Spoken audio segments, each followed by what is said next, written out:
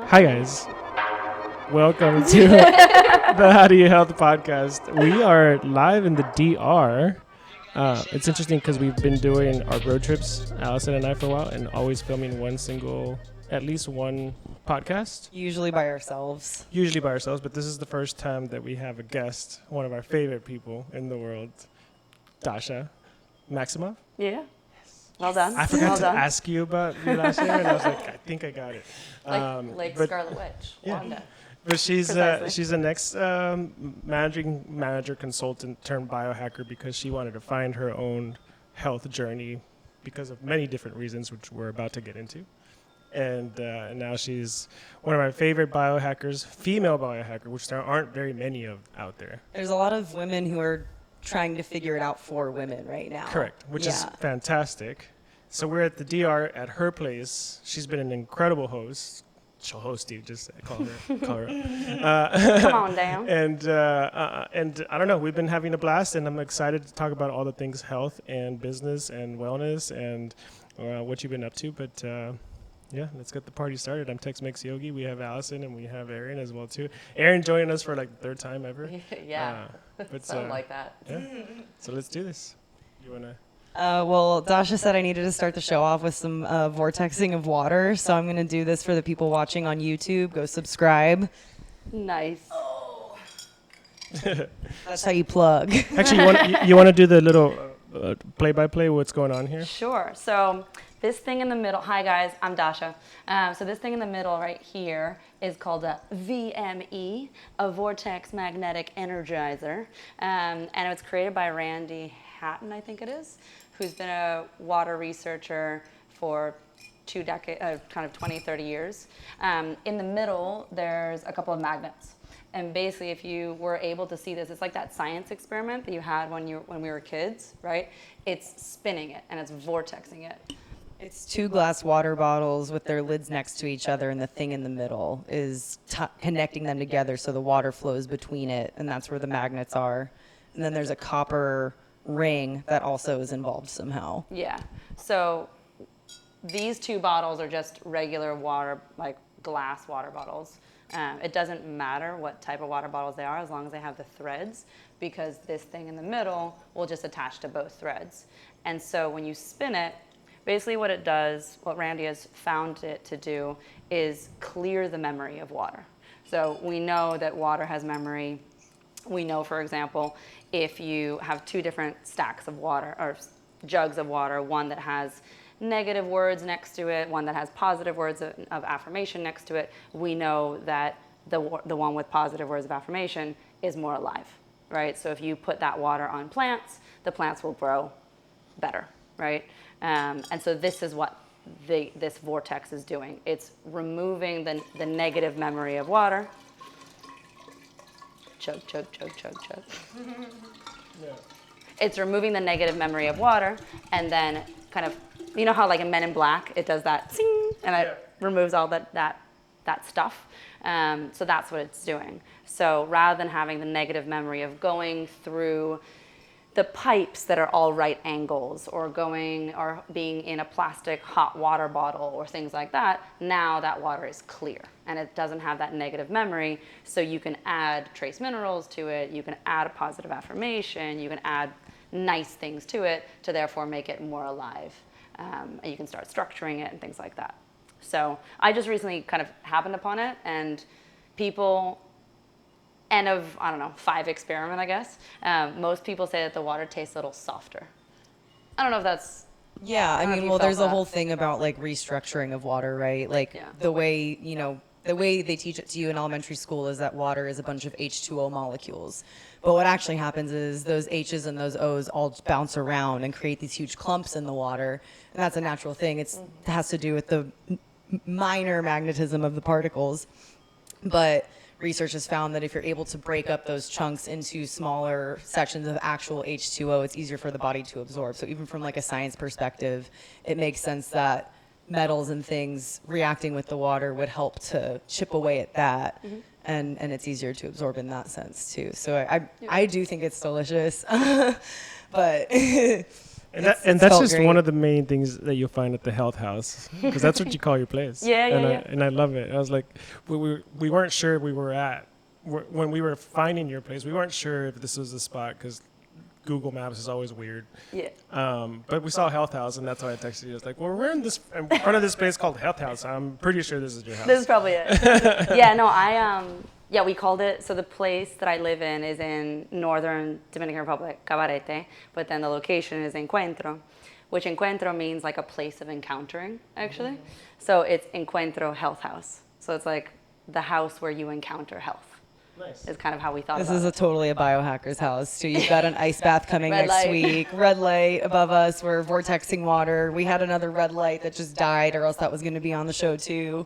Yeah. Most of the people who come by and I like open up my supplement cabinet, they're like, what is going on here? Because it's the place that we're at is very kind of nature oriented and yoga and wellness, but not supplements. And so what's interesting is actually, that's one thing that I wanted to say. I think it's so interesting because I was living in London, living the go, go, go lifestyle, and I needed all those supplements. And I think I still need them. But then when I come down to a place like this, and I unwind, and I slow everything down, and I'm eating more natural foods, and I'm eating, like, you've had bananas. Like, all of you guys have had bananas from Your boyfriend literally chopped down, like, a thing of bananas when we got here, and it's still sitting outside just as they each ripen, and someone pulls it off, and as we go, whoever wants a snack. It's amazing. Yeah. But, like, that's right from the source, right? Like, literally farm to table. Yeah. Literally. It hasn't traveled across seas and land and all of that. So it's in its purest form. It hasn't lost all those nutrients that seem to happen when it reaches us on our plate. Yeah. Well, I usually don't eat bananas. I think that they're too sweet, but these aren't too sweet. And they look pretty much exactly the same as all the other bananas that I've ever eaten. Maybe a little bit smaller because I don't know what they pump them up with. And normally, like if you go to Whole Foods or H-E-B, they're just humongous and they're beautiful, but I'm just like, It's preservatives. It's way too much sugar for me. Yeah. I can't handle it. It's also, I find that it's because we're closer to the equator here too, right? So I did a test for myself with the CGM, a continuous glucose monitor, which I'm sure you guys have all tried, right? So it's that for 2 weeks you have something that's measuring your glucose levels. And I ate a banana up in Boston, which is where I'm from, and then a week later I came down here. Same thing, right? Same time of day, it was 2 weeks later, so my cycle was different, so that may have affected it as well. But my blood glucose level spikes were completely different. It was much lower here, which I would attribute to the fact that I'm closer to the sun, I'm grounding, I'm swimming, I'm always outside, so therefore I can take on more of the fruits and not be as affected. Yeah, that says something about just overall stress load on the body, right? Like not just mental stress or work stress, but physical stress and ambient stress. You know, down here there's not very much Wi-Fi, things like that. So there's only so many things the body can handle at once. And in a lot of places in America or Europe, it's like you're constantly around all of this Wi-Fi and you're stressed because of work and it's the go, go, go lifestyle and you're not getting outside enough. So those are already stressors. And then when you eat sugar or you eat gluten or something, your body just freaks out because that was like the straw that broke the camel's back. Yep. Yeah. Yeah. Well, Erin, you were saying you were feeling great on the food down here too. Yeah, I mean, like normally I bloat or I just feel kind of sluggish when I eat a lot of things. But I mean, I had a chocolate croissant the other day and I'm just like, usually I'd have a stomach ache within 10 minutes of eating that and I felt great. I mean, even the fruits and stuff, just it's that lack of preservative, that straight from the source. Like somebody probably picked it within a mile of where we're at. Yeah. So. Yeah. Well, you find that experience from people when they travel, right? Like, I go to Italy and I can eat all the bread and nothing happens, and and they're just so surprised by that. But at the same time, even the habits are different, right? Because you go to this one store and pick up all the things, as opposed to in most places, even in a place like Italy, you have to go to 3 or 4 or 5 places to get all the things that you need. Oh yeah, and that was a change too for me down here. Like I'm used to going to a grocery store, and that's that. Versus here, you go to the farmer, you go to the guy brings your milk here. You have the fish delivery guy bring you a tuna. Yeah, That was juice guy. That was great. Oh yeah, Juice bite guy. So today we're driving to go get some food, and one problem that is down here is people don't have the same idea about plastic or styrofoam or things like that. So we've started bringing a mug or bringing a glass in the car. For fun occasions, like when you're driving down the street and then all of a sudden the fruit juice man stops you. Fruit juice man stops you and he's like, hey, do you want lemon juice or tamarind juice or whatever it is? And so today we stopped him, or he stopped us, I guess. Give him a mug and you've got fresh squeezed. That's the wind. We have the windows open here. Yeah. That's fantastic. Yeah. So I want to get into the story. First of all, the way that we met you is that you were working at that time for Health Optimization Summit. Yep. And I guess, I don't know, were you guys traveling at the time? Like or researching who you were going to invite to the Because we met at to your conference? Biohack. Is that? Yeah. So That's right. Yeah. It was during PaleoFX season. Yep. And then you guys were down there and probably also interviewing people that were going to come to the conference and whatnot, right? Yeah. So that's how we met you. But like that was also the start of your health journey, or had started before. Yeah, I've had a bit of like a winding journey. Yeah. I think a lot of people in this space probably have as well. The short version is I mean, we got time. We can go for the long version. Long version? The long version. It's up to you, though. So the medium version is I was a management consultant for 9 years. Had an ulcer when I was 23 because of stress. Decided that I didn't want to go the kind of the Western route. Went to India, was thinking about becoming an Ayurvedic doctor, which was great. Figured out that I could cure that ulcer with food, and ended up not going to the Ayurvedic doctor route because I was 20, in my mid-20s at the time. They said that I needed to study for 7 years. I didn't have the patience or the desire to do that, I guess. But I always had an interest in plants and like an understanding of them. And I went back to management consulting, kept on that stressful lifestyle. It was a little bit of, you need to prove to yourself that you can do it and like succeed in corporate America and I got this and check me out and all that. And I did. It was wonderful, but I got bored. I got really, really bored, and the stress kept on piling on. And so I decided not to leave to get my MBA, but instead to get my master's in neuroscience. Because I figured if I'm going to switch over from that kind of lucrative career, I might as well go into something that I'm not going to get bored with. And the brain to me is fascinating. I mean, we remember our grandmother's house, like the smell of our grandmother's house, but not what we ate on Tuesday. Yeah. You know what I mean? How is that working? We don't know, and still don't know, and probably won't know for a while, And so to me, I wanted to go back, study the brain, especially because I had already had a number of brain injuries. I had one when I was 18, we had a car accident, and then I pushed myself with sports, skiing, mountain biking, wakeboarding, kiteboarding.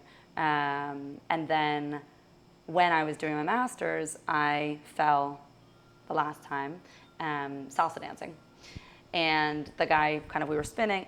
It's not a blame game, but the guy dropped me. But yeah, so I got dropped, or I fell, whatever you want to say. And I hit my left occiput, that was probably the turning point for me in figuring out my health.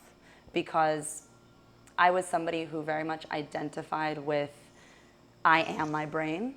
I am a smart person. I am somebody who thinks quickly, and I can figure this out and pull everything together, right?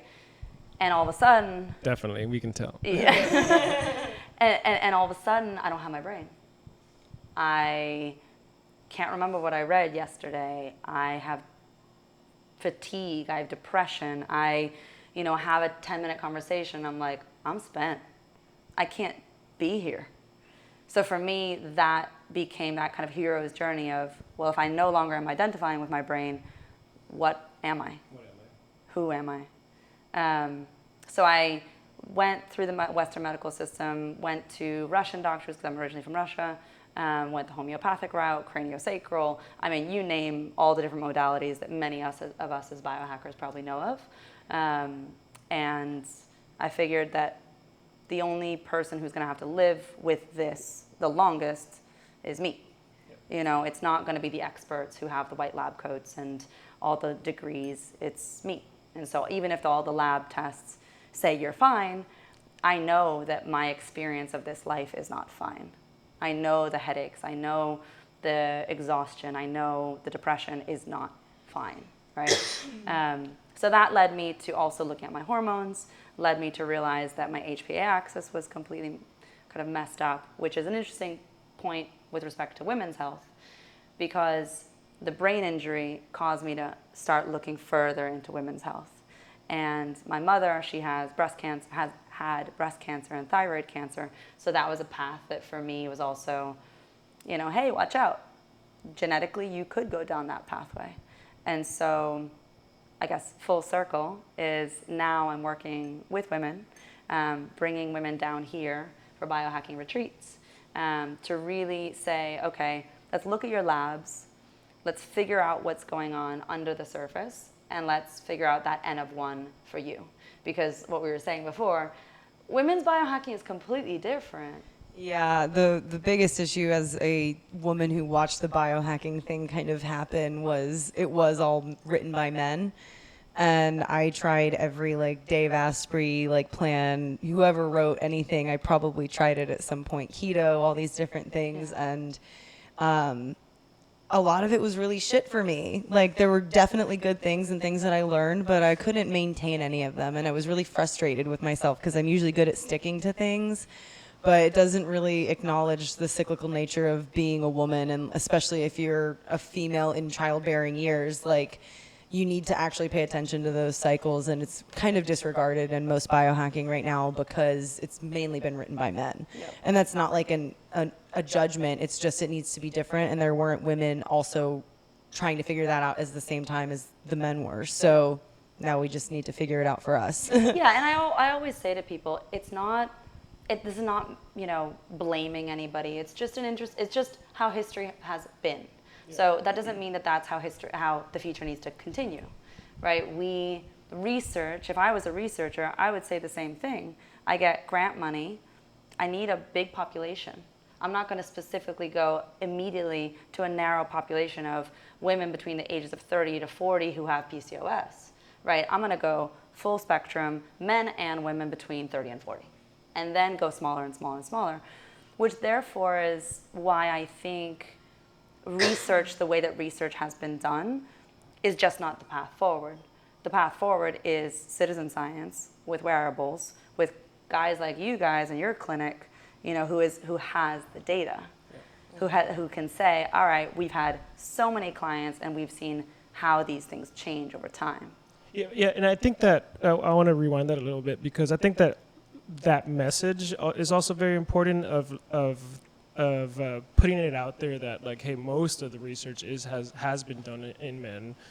Same thing that most business practices, you know, you being tired of that is a very masculine energy that for a female, even though they can play in that part, it's not a natural, it's also very wearing of you, of your psyche and your body, right? We talked about this with Kristen Weitzel, right? She used to also be in the business world, and she's like, I could hang with all the men and like take all the shots and stay up all night and like and beat all of them, but it's like, it's just not who I am. Like I can be that because I can see it and I can play a better game than them even, right? But but for so many, it's still, I've read this, and that's why I'm trying that. And for females, that's like, well, let's not, you cannot start with just that message because, well, what was the research, who was the research done on? Like, you know, but it goes with everything with research, right? Because who's sponsoring that research? And like, yeah, what's the agenda underneath the research? So when you're looking at it, we're looking more into a case study versus a large study, where it's like you're looking individually, building from that, and then developing based all on that, which is really cool. Yeah. In how you're structuring that. Yeah, and I think the time is right now, right? Like 10 years ago, 15 years ago, we didn't have. Oh, I can guarantee you we didn't. 10 years ago, I was doing this. Yeah, we didn't have the wearables, right? Yeah. I mean, the first study on HRV with women was in 2019. Yeah. Well, in 2010, I was on a research study. It was a physical activity in kids research study, and we had accelerometers. And I don't even know if they still use those. I haven't looked into that. But this is like, you had your step counter, and then you had your accelerometer, which went just a little bit further, could show you like where you walked. It was before GPS. I was literally looking at Google Maps and like mapping out what these kids were doing. Yeah. I love this. And back Nerd then, alert. people were looking at you like, what the heck? Like, why are you handing me this little box that I still wear on my wrist? Or actually, I think it was around your waist. There was no heart rate monitor involved in it. And at that point, to get that money, I remember working with the professor I was working with, she had to fight tooth and nail. And now they would throw money at her. But this was 10, 11 years ago, and we were just like, whoa, that happened.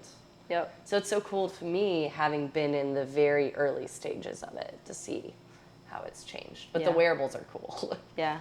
And I mean, the femtech industry is exploding right now. Dr. Stacy Sims. Femtech. That's a fun name. Yeah, feminine technology.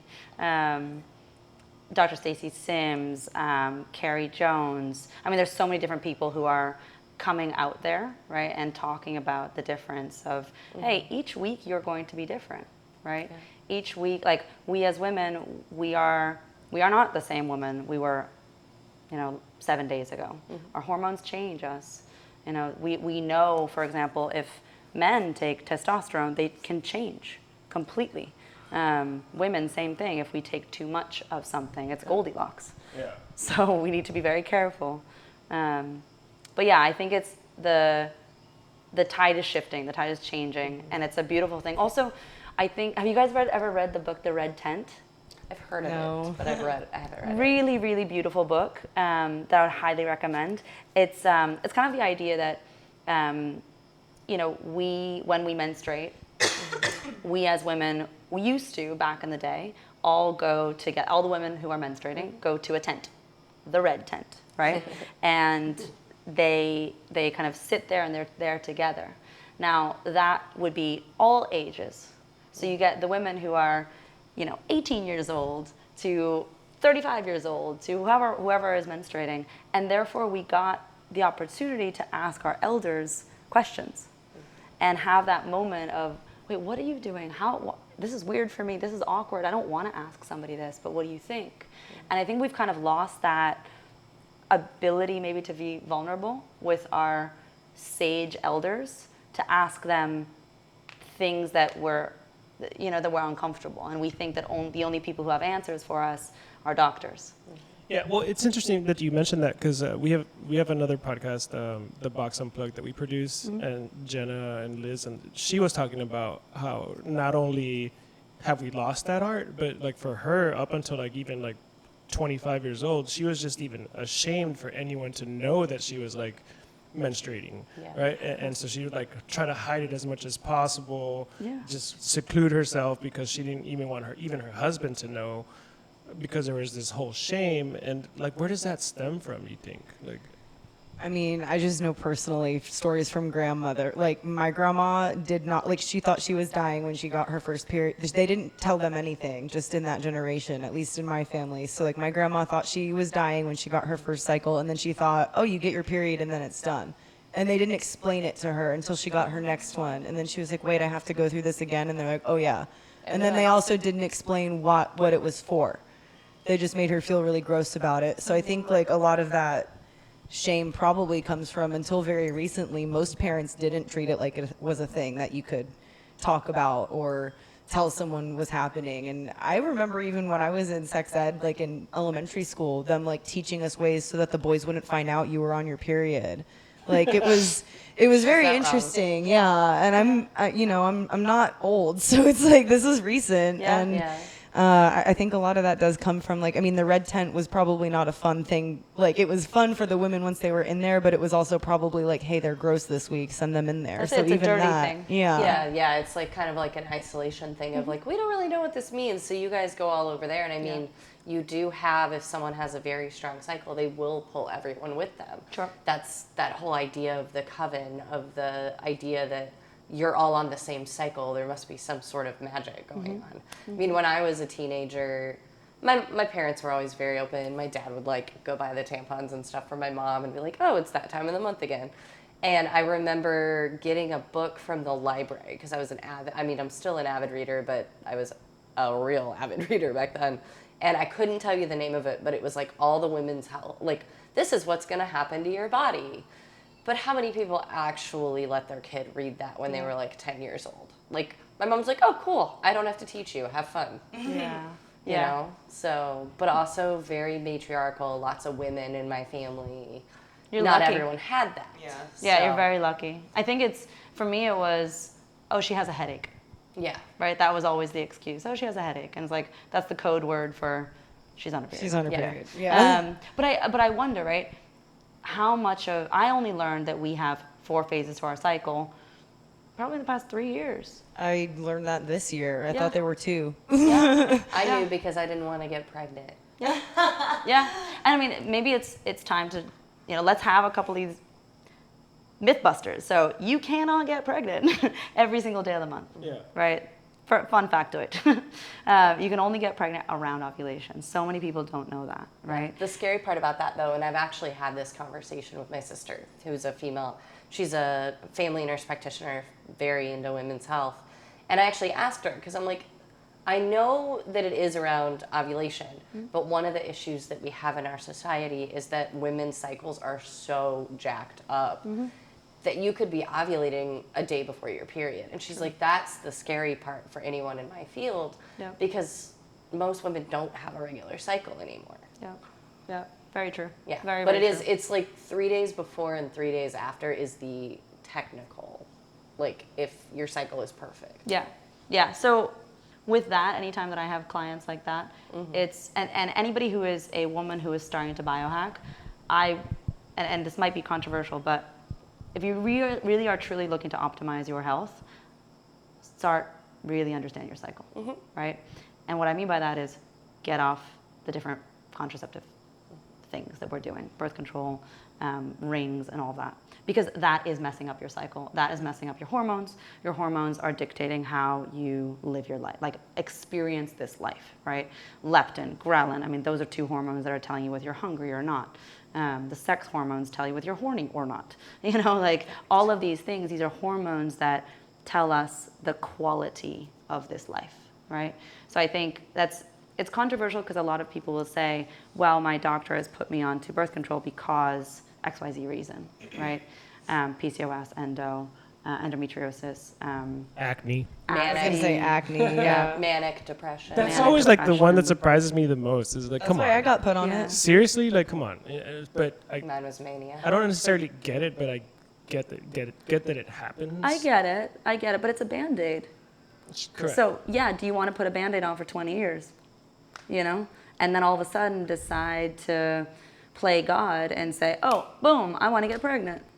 And that seems to be what's happening. It's like Band-Aid, Band-Aid, Band-Aid, Band-Aid, and then, oh, well, I now want to get pregnant. And there's...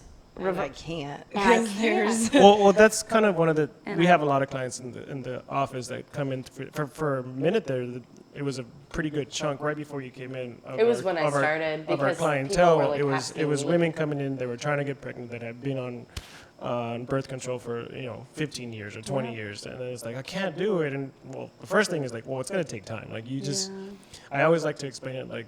Because it's the hormones it's communication, right? It's basically your body, one part of your body communicating with another part of your body. But if you're suppressing that, and you want to be friends with your body, but like if you were my friend, and every time we try to communicate something, I'd be like, whatever. That's and it. then all of a sudden, hey, let's be friends. And you're gonna be like, I don't know, right? Like you'd be I'm hesitant. good, yeah. And so you have to build that relationship again, and that's the only way that I can kind of understand it, because I'm not a woman, but just hearing the stories, I'm like, it kind of makes sense that you're not just gonna all of a sudden get pregnant whenever you want, because Yeah. your body's like, who the fuck are you? Yep. Not in a bad sense, but it's like, And in that same scenario, Dasha forgot how to talk to you. So that's the other thing. You reach out to her and say, hey, I'm here now. Dasha forgot how to talk to you. Yep. So it's Yeah. like, because there's been this third-party message coming this whole time, kind of just filling it in. And so like, You're no good. You don't know what you're doing. You're no good. And also you're taking this extra pill that's doing Dasha's job and answering for her. That's it. And so when you release that and get rid of that, and then suddenly it's Dasha's job to answer you again, it's not. I don't know how to answer. I don't know whether I should be yelling at you or whispering at you. I don't know whether I should be, Yeah. like it's. Can I trust you, right? I don't know if I can trust you. I don't know if I'm safe, which I think we were kind of saying this in the beginning too, or kind of beforehand, of one of the biggest problems. I know. We're gonna pause while we clip. She's putting her clip back on. There we go. Okay. Gotta be smarter than the material. Clips in. I feel like I see that many of the women who end up having hormonal issues or can't get pregnant and all these things, it's because of safety and not feeling safe. Yep. And if you look at ACE, ACE scores, adverse childhood effects. Have you guys talked about that here? Not much, no. I mean, we know what it is, but Yeah. definitely go into it a little bit. And there's been references to it, but no one's gotten into it. Yeah. So the idea here, it's a quick questionnaire you can get online. It's 10 questions. ACE, adverse childhood effects. It talks about or asks about things that happened when you were a kid, right? I believe it's under 18 years old. And what they find is that there's a correlation between your ACE score. So let's say you had a positive, a parent who was abusive or yelled or drank or things like that, or any type of physical or mental or emotional abuse, how those types of things correlate to health challenges in the future. So if you had a 10 out of 10 ACE score, there's a high likelihood of having IBS or an autoimmune issue, an autoimmune disease, or PCOS, so endometriosis, or these types of things, right? And it makes perfect sense because but one of the things that we do as a female is to procreate. And we can only do that. The signals that we're given is create a child, create a baby, if the environment is safe.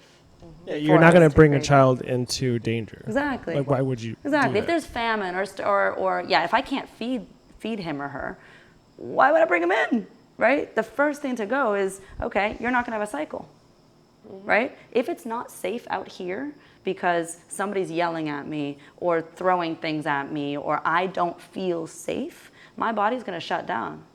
My sexual, even sexual distress, right? Sexual and by the way, desire is going to shut down. That presents itself with the men too, right? Because it's like they're like, come in for testosterone because I just can't get it up, and it's like, wait, what else is going on here? Like, it's not going to be just the testosterone, because we know 80-year-old men that can get it up still, no matter what. Right. Yeah, you're They'll not tell just you gonna all jump. about it. You're not just gonna jump directly to give me testosterone supplements. It's like, yo, how's your sleep? How's your diet? Right. What's your trauma? Like, there's a lot of things to get to before. How's your that. safety, right? Yeah.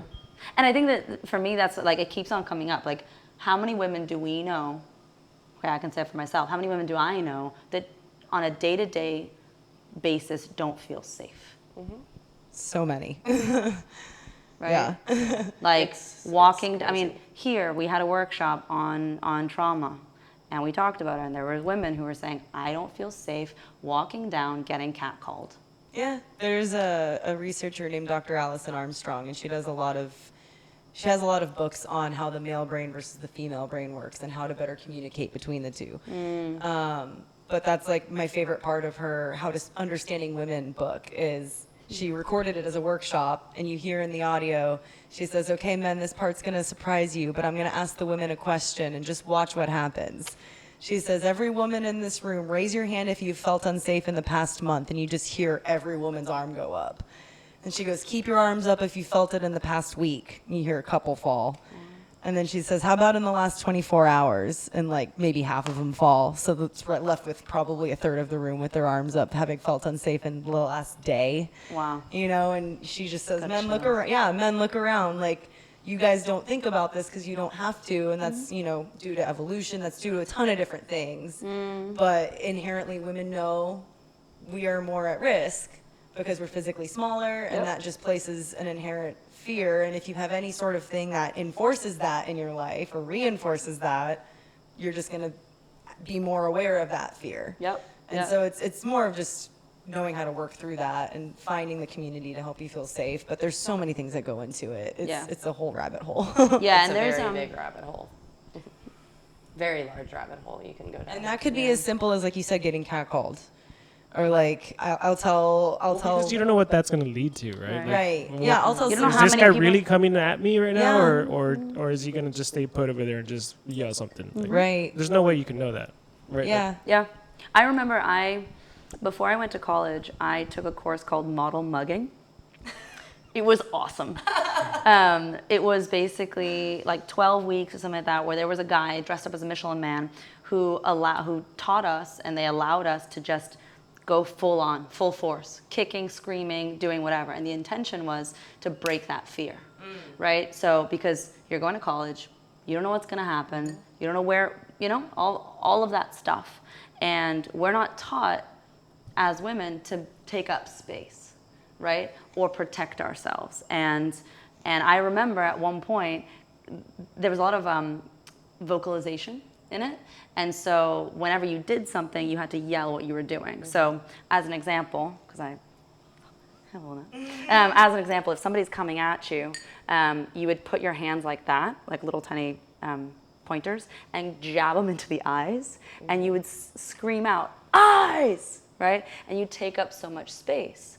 And it was intentionally kind of primal of, if you take up space and if you're loud, then whoever's coming at you, unless they're willing to get loud and big, they're gonna cower, right? And we as women, we don't do that. So for example, I've had, one of the other things that they said was, if somebody's coming near you and you don't want them near you, don't just be like, hee hee, hi, thanks. Like, Right. That just makes them like kind of right? keep They'll be going. like, all right, sure. They'll interpret that as like oh, haha, keep going. Exactly. Yeah. And so I've had times when somebody's standing next to me, that's a little too close.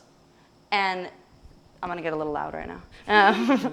And instead of just saying no, instead of just kind of walking away, it's, can you stand back? And it's a little loud, and it's a little extra.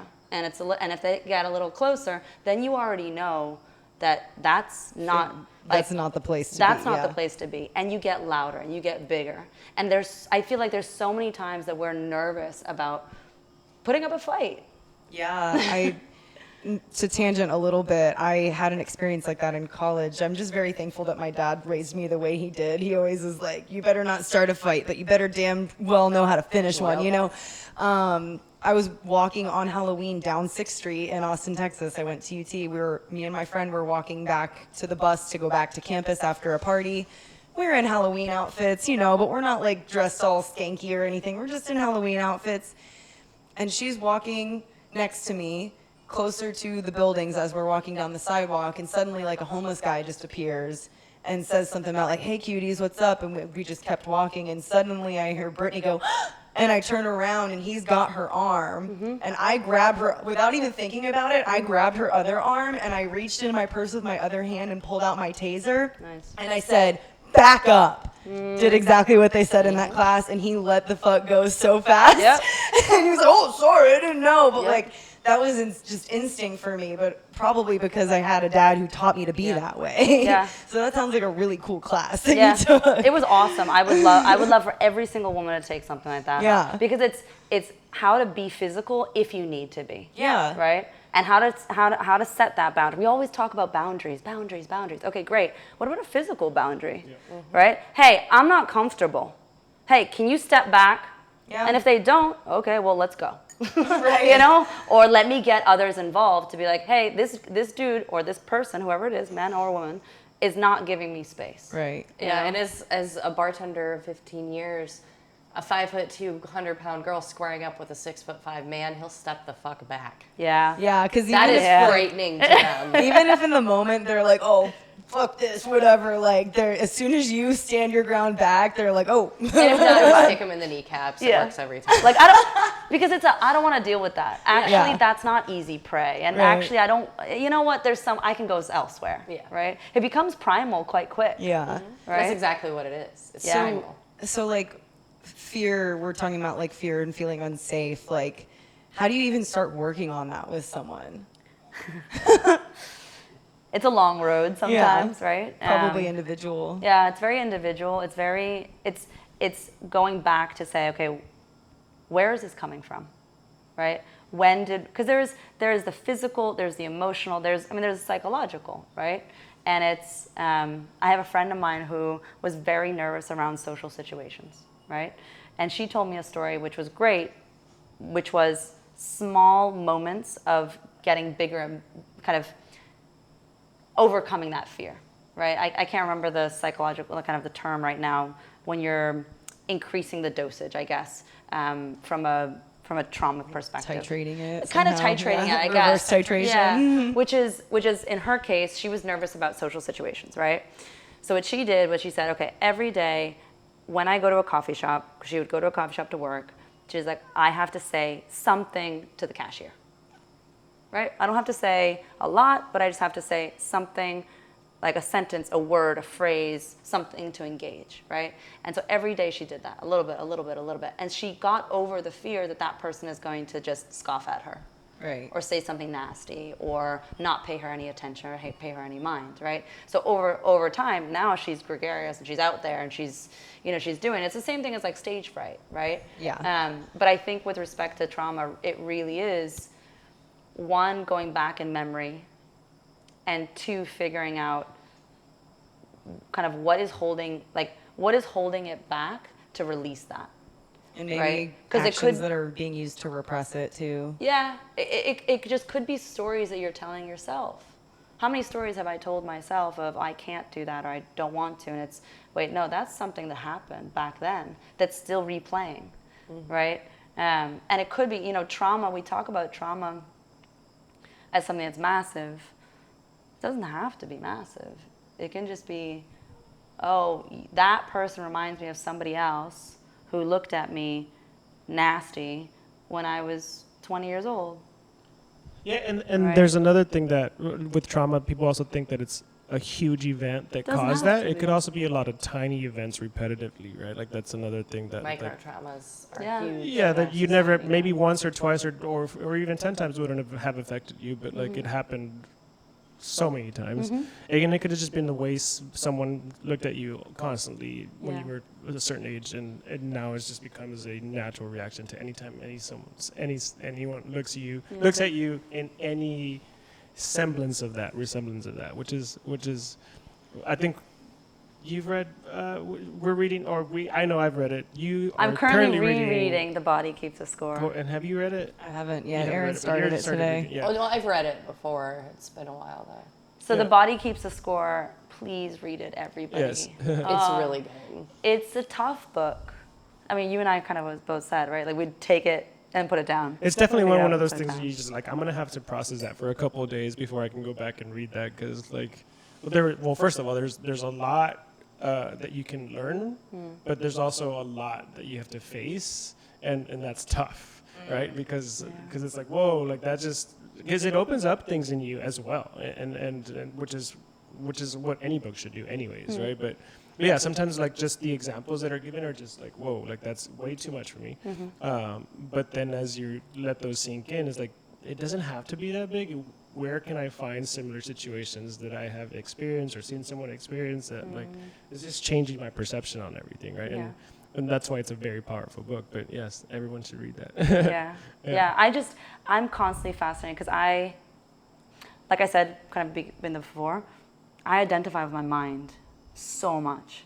And I feel like I'm so heady. I'm always here, and I think many of us are, right? We're all nerds. Well, just on that note, when we were coming over here, she sent us over like a whole Itinerary. itinerary that she came up with in like 10 seconds, literally. Not And- Boulder, and- Like, yeah, we don't plan this trip. Here's an itinerary. Yeah, exactly. We don't know what we're doing. The thing is, I don't really plan things. No, I do. No, I can't say that with a straight face. I do. Damn it. I'm trying not to. I'm trying to be like I'm island just gonna sit in time. the corner and stare. It's like, yeah. Because you outplanned me on this one. Yeah. Not Baldo being like, we don't plan, and then Dasha sending us a whole itinerary, which and then I texted Allison because It's why it's not? tough to undo years of training. That's why I started going on this trip with Baldo. He's like, you need to chill out, come do this trip with me, but no planning. And Yeah. that's how we got here. That's how we He got was it. saying that to me too. So Yeah. Sorry, Yeah. I messed up your whole. No, I I didn't, because we haven't done anything you sent. we've ignored you. So true. Damn it. Listen, you went kite surfing. That's true. Yeah, let's talk a little bit about kite surfing. That's a lot of fun, by the way. Yeah. Like, and I haven't even gotten in the water yet. I just got to experience flying the kite like back and forth and pulling you and playing with Yeah. the physics of that, and it's pretty fun. Can I start? Finish Please, the- no, because that's one of the reasons you even came here. Yeah. So just to finish the thing on the body keeps a score, and then Sure, I'll go. yeah. So I think for me, the reason the body keeps a score is so interesting is because, again, I'm so here, and I'm realizing, and it ties to kite surfing, is that trauma release is quite physical. Because trauma sits in your body, right? It sits here because your body remembers what happened. And it remembers that it's almost like you don't want to release it at some level. Well, because it's got to be ready to activate that area. Yeah. Right? Like, Yeah. Yeah. That's why traumatic release, like TRE, what is it? Traumatic release experience or traumatic exercise. Sorry, traumatic release exercises. Have you guys talked about that here? no. So awesome.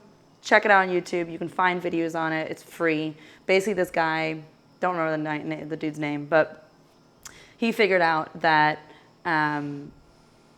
in Europe there was some war or something, and when there was bombs or loud noises, that the kids afterwards would shake, right? Right. And the animals would shake, and the adults, they wouldn't, because they'd be like, oh yes, I must be, put together and ta and all that. And the kids afterwards, after shaking, they were fine. They were absolutely fine. The animals, same thing. They would like run off and go for it. Whereas the adults would keep the trauma in their bodies, right?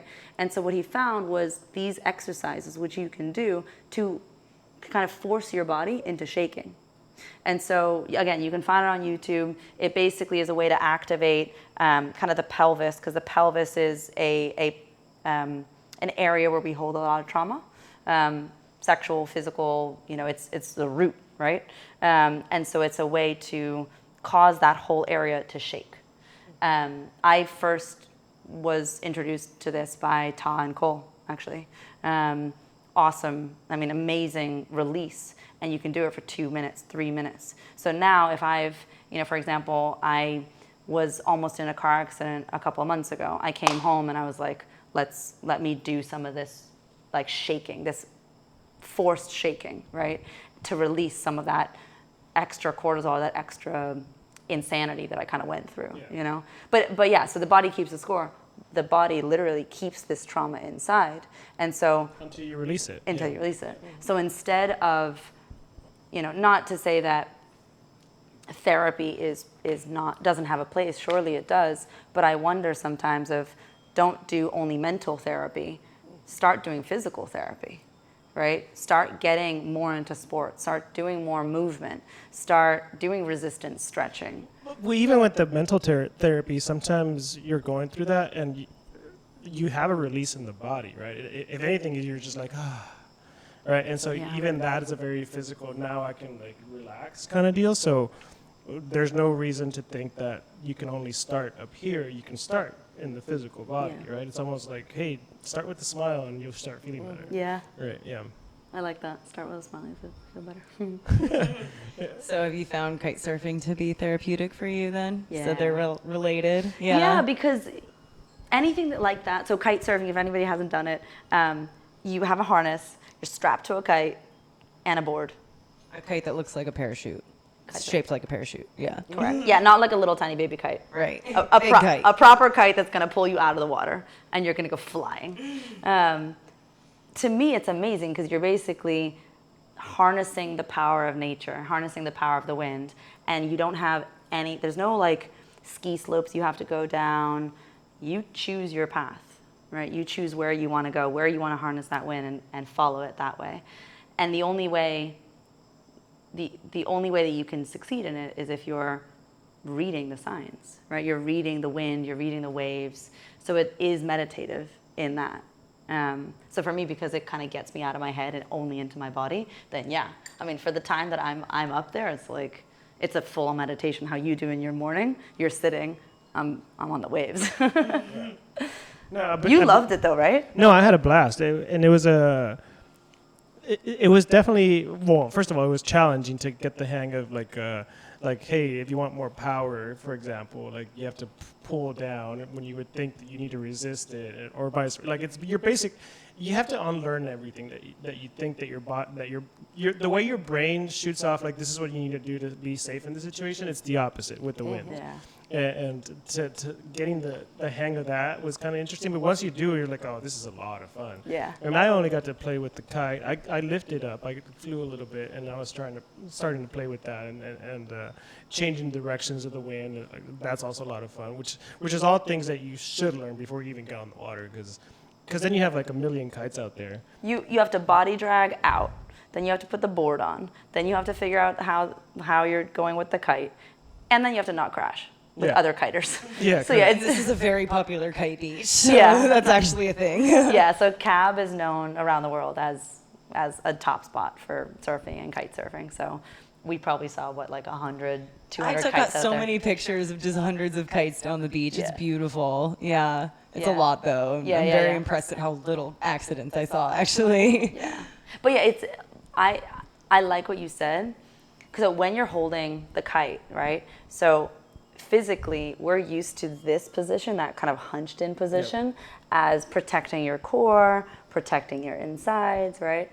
Whereas here, if you have the bar and you pull it in, you're only making the kite tighter, and so therefore grabbing more wind. Yeah, going faster. That Right? makes sense, yeah. And so you pull in and you're shooting off. Yeah. You're making it less safe. You're making it less safe. Yeah, exactly. Whereas here, the way that you become safe and you are good is by becoming vulnerable. By letting go. and yeah. by letting go. And Which so is- you literally let go of the bar, and then the kite, it just flattens out, and then you're safe because it doesn't have any wind power. Right. Or it just dies, right? It just Yeah, it yeah. falls. And so I remember, a couple times I was like, oh, I'm scared. And I would And then squeeze you, in. And then you go farther. and yeah. fly. It's like, oh my God. Yeah. Like, It's a lot of fun. She didn't get to do it because she was, Being a wimp. yeah. I got food poisoning is what Baldo means. I was barely conscious yesterday. But C'est la we vie. have to come back later. We have That's to it. come back again. I definitely want to learn how to do We're it. probably going to go out tomorrow, hopefully? yeah. Yes. We'll go. Yeah, tomorrow morning we'll do surfing in the morning, and we'll take a break, and we'll do kite in the afternoon. Oh, shit. Yeah. Active. So that's why you should come to one of her retreats, because besides the fact that the yeah. retreat is going to be, epic. Epic And she's for got you. her biohacker side. yeah, which we haven't really even gotten into very Yeah. much so, right? But then you have all the fun activities, You know right? all the stuff to do here, too. Yeah. So it's like that extra layer, you know? No, it's been great. I mean, I basically moved down here because of kite surfing. And then I love the people. I love the environment. I love the nature.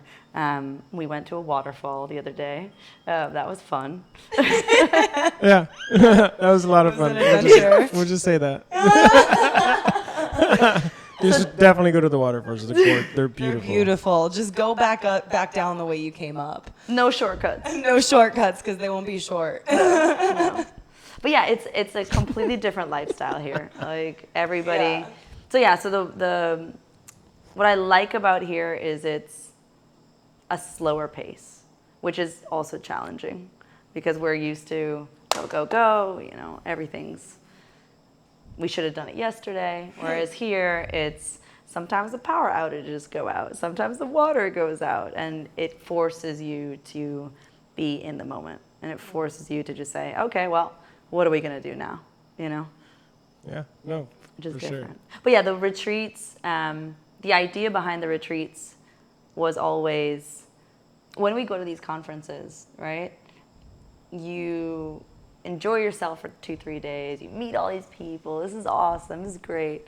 But unlike your guys' conference, because you guys give a lot of space, like you built in space, right, for people to talk and network and really get to understand like the sponsors and the exhibitors and stuff.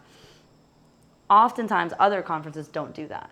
right? So if It's you're just go, go, go. it's just go, go, go. And if you're a newbie to the biohacking scene, then you're like, oh, okay, I guess I'm just gonna buy all these supplements and I'm gonna buy all the things, and then you go home and you don't know where to start, right? Versus here, it's gonna be, you do your labs, you come down, and then we'll say for you, for example, hey, I see that some of your labs are not showing me that it's a good idea for you to do ice baths. Like, ice baths are a stressor. If you have adrenal fatigue, if your hormones are out of whack, I'm not going to recommend that you do an ice bath, right? Or if so, then you're not going to do it for 5 minutes. Like a lot of people are like, yeah, more is necessary, Right. right? So we'll get to actually teach you about some of these things and teach it for you. So it's going to be smaller groups, so you can get really specific with everyone. You got it. Yeah. Yeah. So each retreat is 10 to 12 women. And so each retreat will be focused on something. So the first one is with Natalie Nidham, and it's going to be on longevity and resilience. So how do we, she's more than 2 decades my age, and she's focusing on longevity. I am as well. Right? Both of us are talking about longevity and how do we stay strong and resilient throughout the decades. And many of the things that she started when she was in her 20s, I'm doing now as well, right? So figuring out, okay, let's look at your chronological age, let's look at your biological age, let's figure out whether you can reverse that and what are the things that you can do, like what you kind of did, right? Yeah, I've just taken the approach of what else is out there, what am I not, what can I try that sits well. There's plenty of things that I try that I don't do all the time, just because it's like it's not convenient. It's not like I don't enjoy it, because I think part of it all is to enjoy it, right? Like that's probably the most important thing, right? Because I think joy in itself will make you younger, and there should be a whole practice on that. Like the power of joy will bring you youth for sure. And so, like, if you're not even enjoying it, if it's stressing you out more than you want to, then you probably shouldn't be doing that, right? But Amen. and so, but it's important to know about all these things, right? Like that's the whole point of this podcast. Is How Do You Health? Is like, hey, figure out like all these tools, all these people talking about these things, all these people practicing these things, and find out which ones are good for you. Because there's not one answer. There's not 20 answers. There's tons of options. There's 7 billion answers. Yeah, and so which one's the best for you? Which one do you want to have the most? Which ones do you want to try just for a little bit? Which ones do you want to create a challenge around it? I love creating challenges, and then find the best answer that fits you and your lifestyle. And then if you move, it's probably gonna be different there, and that's fine, right? Like don't stress out about like, hey, well, now I live over here and I can't do those things. Yeah. Okay, well, you can do other things now. Yeah. And that's what's fun. Yeah. And own that story. I feel like many times people will say to me, oh, well, this person said this and this study said this, so therefore that's true. No, absolutely not. You can find another study to disprove those things. Like, you Yeah. have to find what works for you. Yeah, like if I'm doing everything correctly, I shouldn't be eating bananas according to whoever it was, right? Versus I feel good eating bananas down here. Some of you guys did too. Yeah. Like, That's the only thing I could keep down with my food poisoning, so I'm taking it. I mean, it's literally the scientific method. Fuck around, find out what works for you. yes. It's my favorite way to describe the scientific method. Fuck around, find out. And then do it again, because what works for you at 25 will probably not work for you at 35. Hell, what worked for me 6 months ago doesn't work. So. What was your first foray into the biohacking space? Like, what was the one unnatural or against the trend thing that you tried? Can you even recall that? No. Like, what's the first thing that you did for yourself? There's no doctors recommending this. If anything, maybe even not recommending this, but it feels right for me. I'm gonna try it. I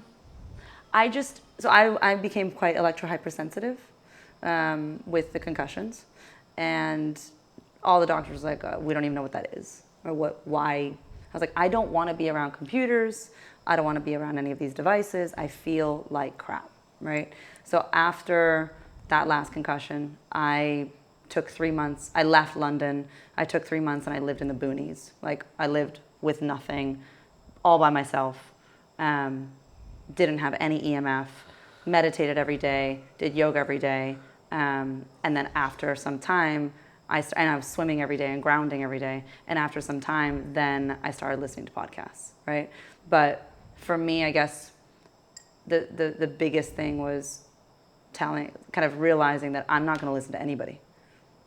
That was probably the biggest thing, right? Like, because everybody was giving me conflicting information and telling me I'm crazy or that it's psychosomatic. I was like, okay, well, I'm just going to go away and sit and see what comes.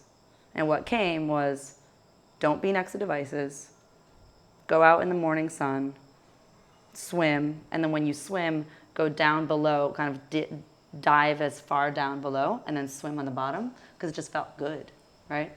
And then, yeah, I guess. So maybe the answer to the question, and kitesurf, yeah. Maybe the answer to your question is the first thing that I did contrary to doctors was throw them out. Yeah. Throw them out of my life, which I don't necessarily recommend for everybody, but I like the idea of tuning in. Well, what's sad, right? Because, and especially like if you are a doctor, I mean, we work with a nurse practitioner, and the medical director, and luckily they have found different paths. Those being ones that are not tied to insurance, because I think that's what the real problem is the way the insurance game is played, and it just ties everyone. Yep. Like, because it doesn't matter. What's the incentive for a doctor to learn new things if they can't even practice that because the insurance won't pay for it? Yeah. So that's really difficult. But then you have like coaches, and sometimes we dislike the word coach because like it gets overused, right? Like it's like, oh, I'm a coach of this and I'm a coach of that, and it's like, dude, come on, like it's different than I someone don't think that's that means what you think it means. Yeah. yeah, correct. But because you put in the work and you study the things, right? Like, personally, like people ask me to coach them on some health stuff just because I do a lot for myself. It's like I don't feel comfortable doing that, and I don't want to take someone doing. I guess if someone paid me a lot of money, I'd be like, all right, I guess I'm going to dedicate my next year to you, and I could figure that out. But it's not a passion thing for me. It's but getting to that is like, how do you feel is there a good way to find a good coach for you? Like for someone that's like doctor. Or doctor, yeah. You do need doctors sometimes. Yeah. And I was going to say it's not necessarily throw out the doctors, but definitely weed through them. Yeah. Right. Yeah, I threw out the doctors because I just got annoyed and confused, right? So that's not necessarily the right answer for everybody, and I can say that, right? Interview. I would say interview, right? I want to know, first off, and this might be a little, again, controversial, but I want to see what I want to be in front of me, right? So if my doctor does not look healthy, I'm not going to continue going to them. It's fair, I think. Right? Like I see, within the government right now, within medical, like you see, the head of the medical department in XYZ country, not all of them look healthy. That doesn't make sense to me, So find the doctor, find the teacher, find the person that you think that you can learn from, right? And that they have also dealt with what you are dealing with, right? So for me, for example, I now have so many people coming up to me specifically asking questions about concussions because I've dealt with it 6 times. And each concussion was different. And then each of the different things that I did, craniosacral or vestibular rehab or like all these different things, I did them for a different reason or different purpose, different time. So I can help coach people through that based on my experience. So if a coach hasn't lived through it or hasn't coached others through it or coached themselves through it, I don't think they should be doing it, right? So when you're interviewing a coach, let's say I have PCOS. My request would be, can I talk to somebody who you've helped who has PCOS? Or another question is, do you have PCOS? Have you dealt with PCOS? And if they haven't, for me at least, my litmus test, they don't pass my litmus test, right? And that's fair, because I mean I have several people that I call my coaches. And if anything, they're just mentors, right? Like that's really what it is, because it's like, oh, I have this situation in my life that I want to get better at. Well, I talked to one coach about that, or one mentor, right, about that. It's like, well, there's this other aspect that I also want to get better at, and I have a different coach for that, right? Or a different mentor. I call them coaches, I guess, because I pay them, and a mentor is someone I don't pay. Maybe, I don't know. That's how at least that's my own little definition inside my head of things. But yeah, I mean, maybe that's what it is, right? Ask all the questions about that certain subject that you want to improve, or some of it is also. And this is the woo side, I guess, but it's a feeling, right? Like, yeah. I mean, if you like don't, if you don't get feel, woo. like, I mean, if you don't if you feel don't good click with the person, if they don't make you feel good, it's not going to be a good relationship. No, I'm not going to take advice from somebody I don't feel good, right? If I don't trust them, if I don't respect them, even if they didn't have all the degrees and all the accolades and the followers and all of that, you know. Right. Also, the question becomes to me: what are you looking for?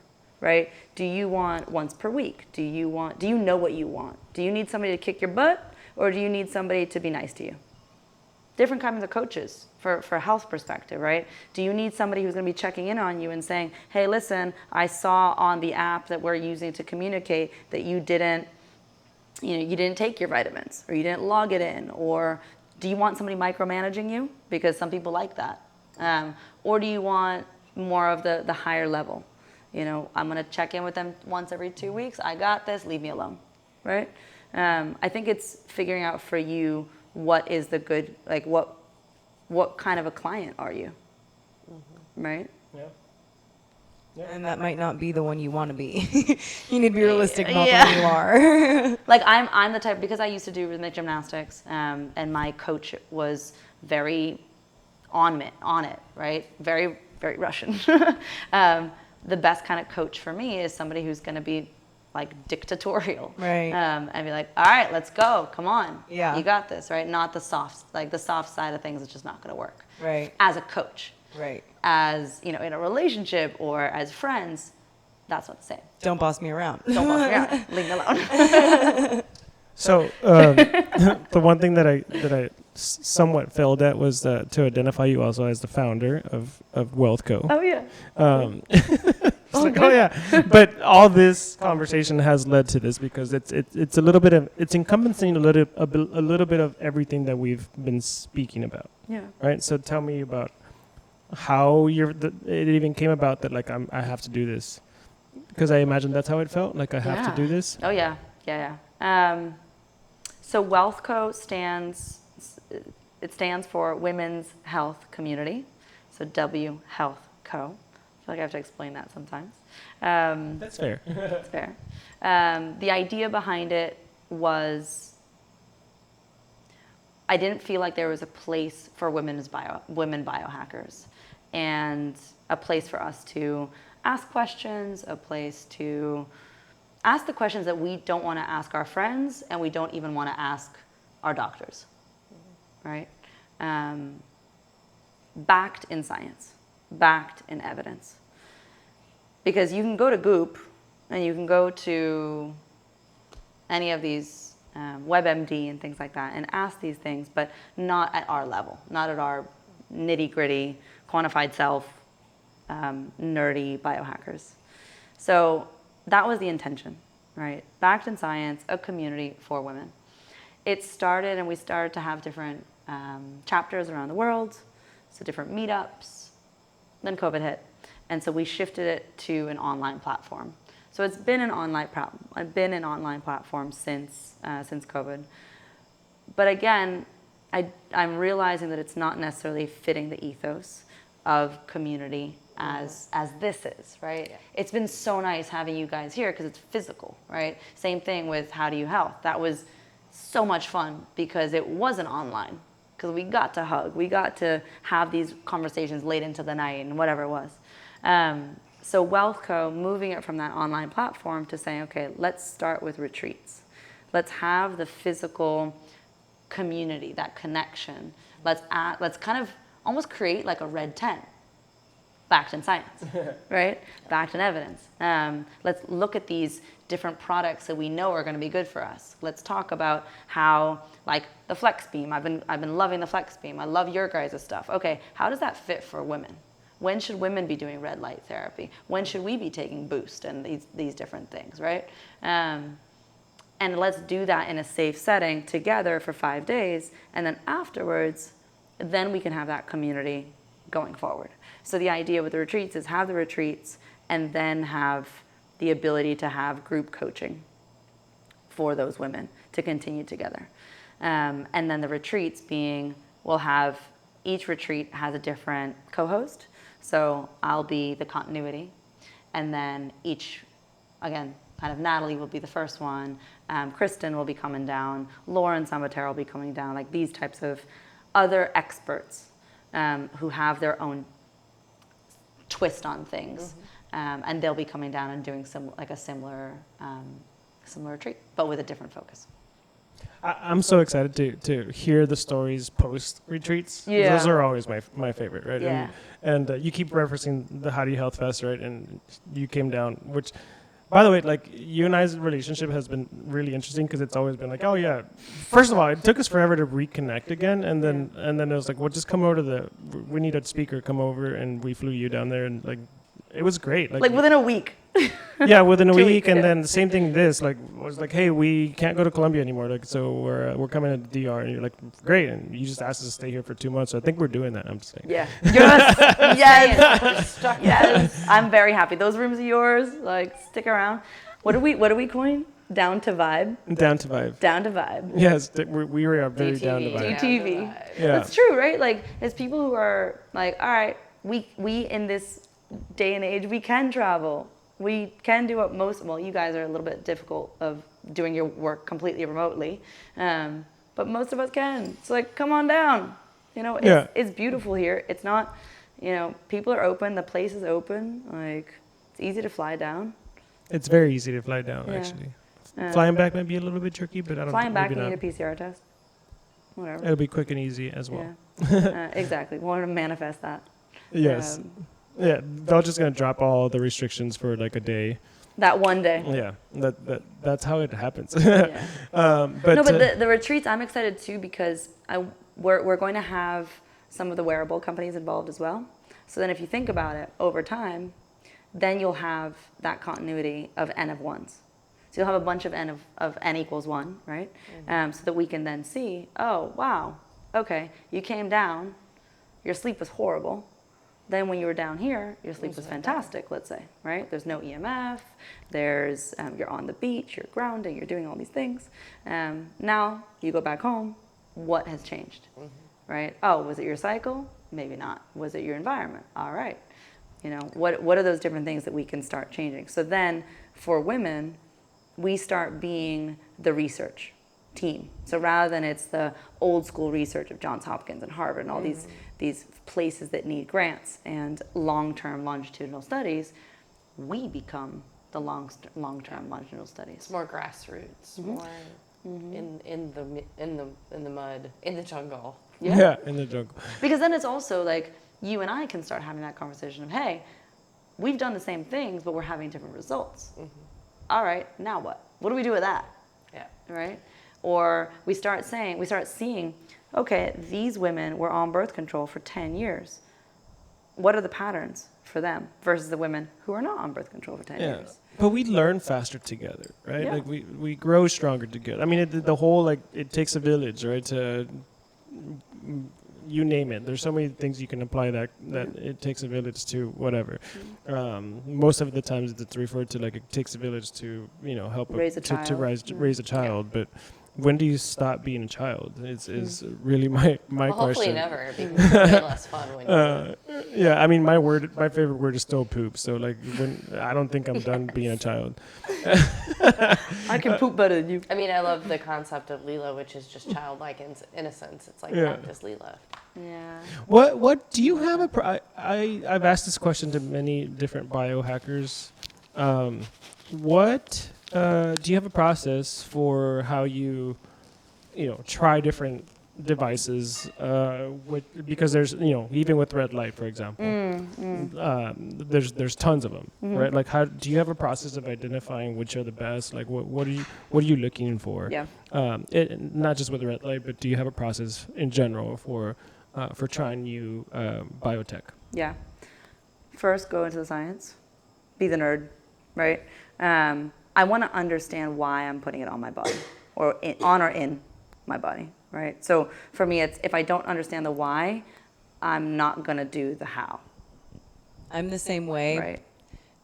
Sorry to interrupt. No, I just that's was not. going to ask you, because I think a lot of people who are interested in biohacking right now are that way. Yeah. And there's this quiz called Gretchen Rubin's 4 Tendencies quiz. And it's basically how you achieve goals. And there's 4 different people. Basically, one type of person will achieve goals that they set for themselves as well as goals that others set. Another type has a very hard time achieving either. One person feels that they're only really good at achieving goals that others set. And then the 4th person is, I set goals for myself and kick their ass, but it's hard for me to reach goals other people set for me. Yeah. I'm that one. I'm Yeah. the questioner, and I think a lot of people are the questioner. It's a really interesting quiz. You definitely recommend taking it if you want to check it out. But Yeah. I've been thinking about this a lot since I found out about that a few years ago, because as I thought about it, I was like, wow, I think a lot of these health nerds that I know are questioners. So my question for you to follow up on that, I guess, is how do we reach those other people that maybe, because like we said, if knowledge was all that it took, everyone would have a 6-pack, right? Most people know that they're not behaving in a way that gets them a 6-pack. Yeah.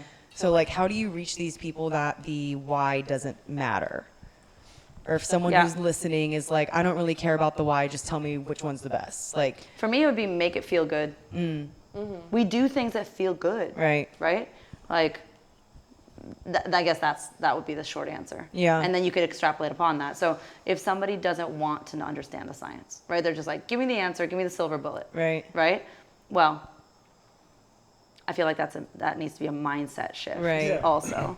Because that is why we're in the problem that we're in. Because understanding your body really is like the thing that's going to help each person, and you Yeah. kind of need to care a bit about the why. Yeah. And If you how don't it if you don't works. care about your body at all, I'm surprised you're listening to this podcast. First off. That's fair. Right? Like, but then the next thing is, why don't you care about your body?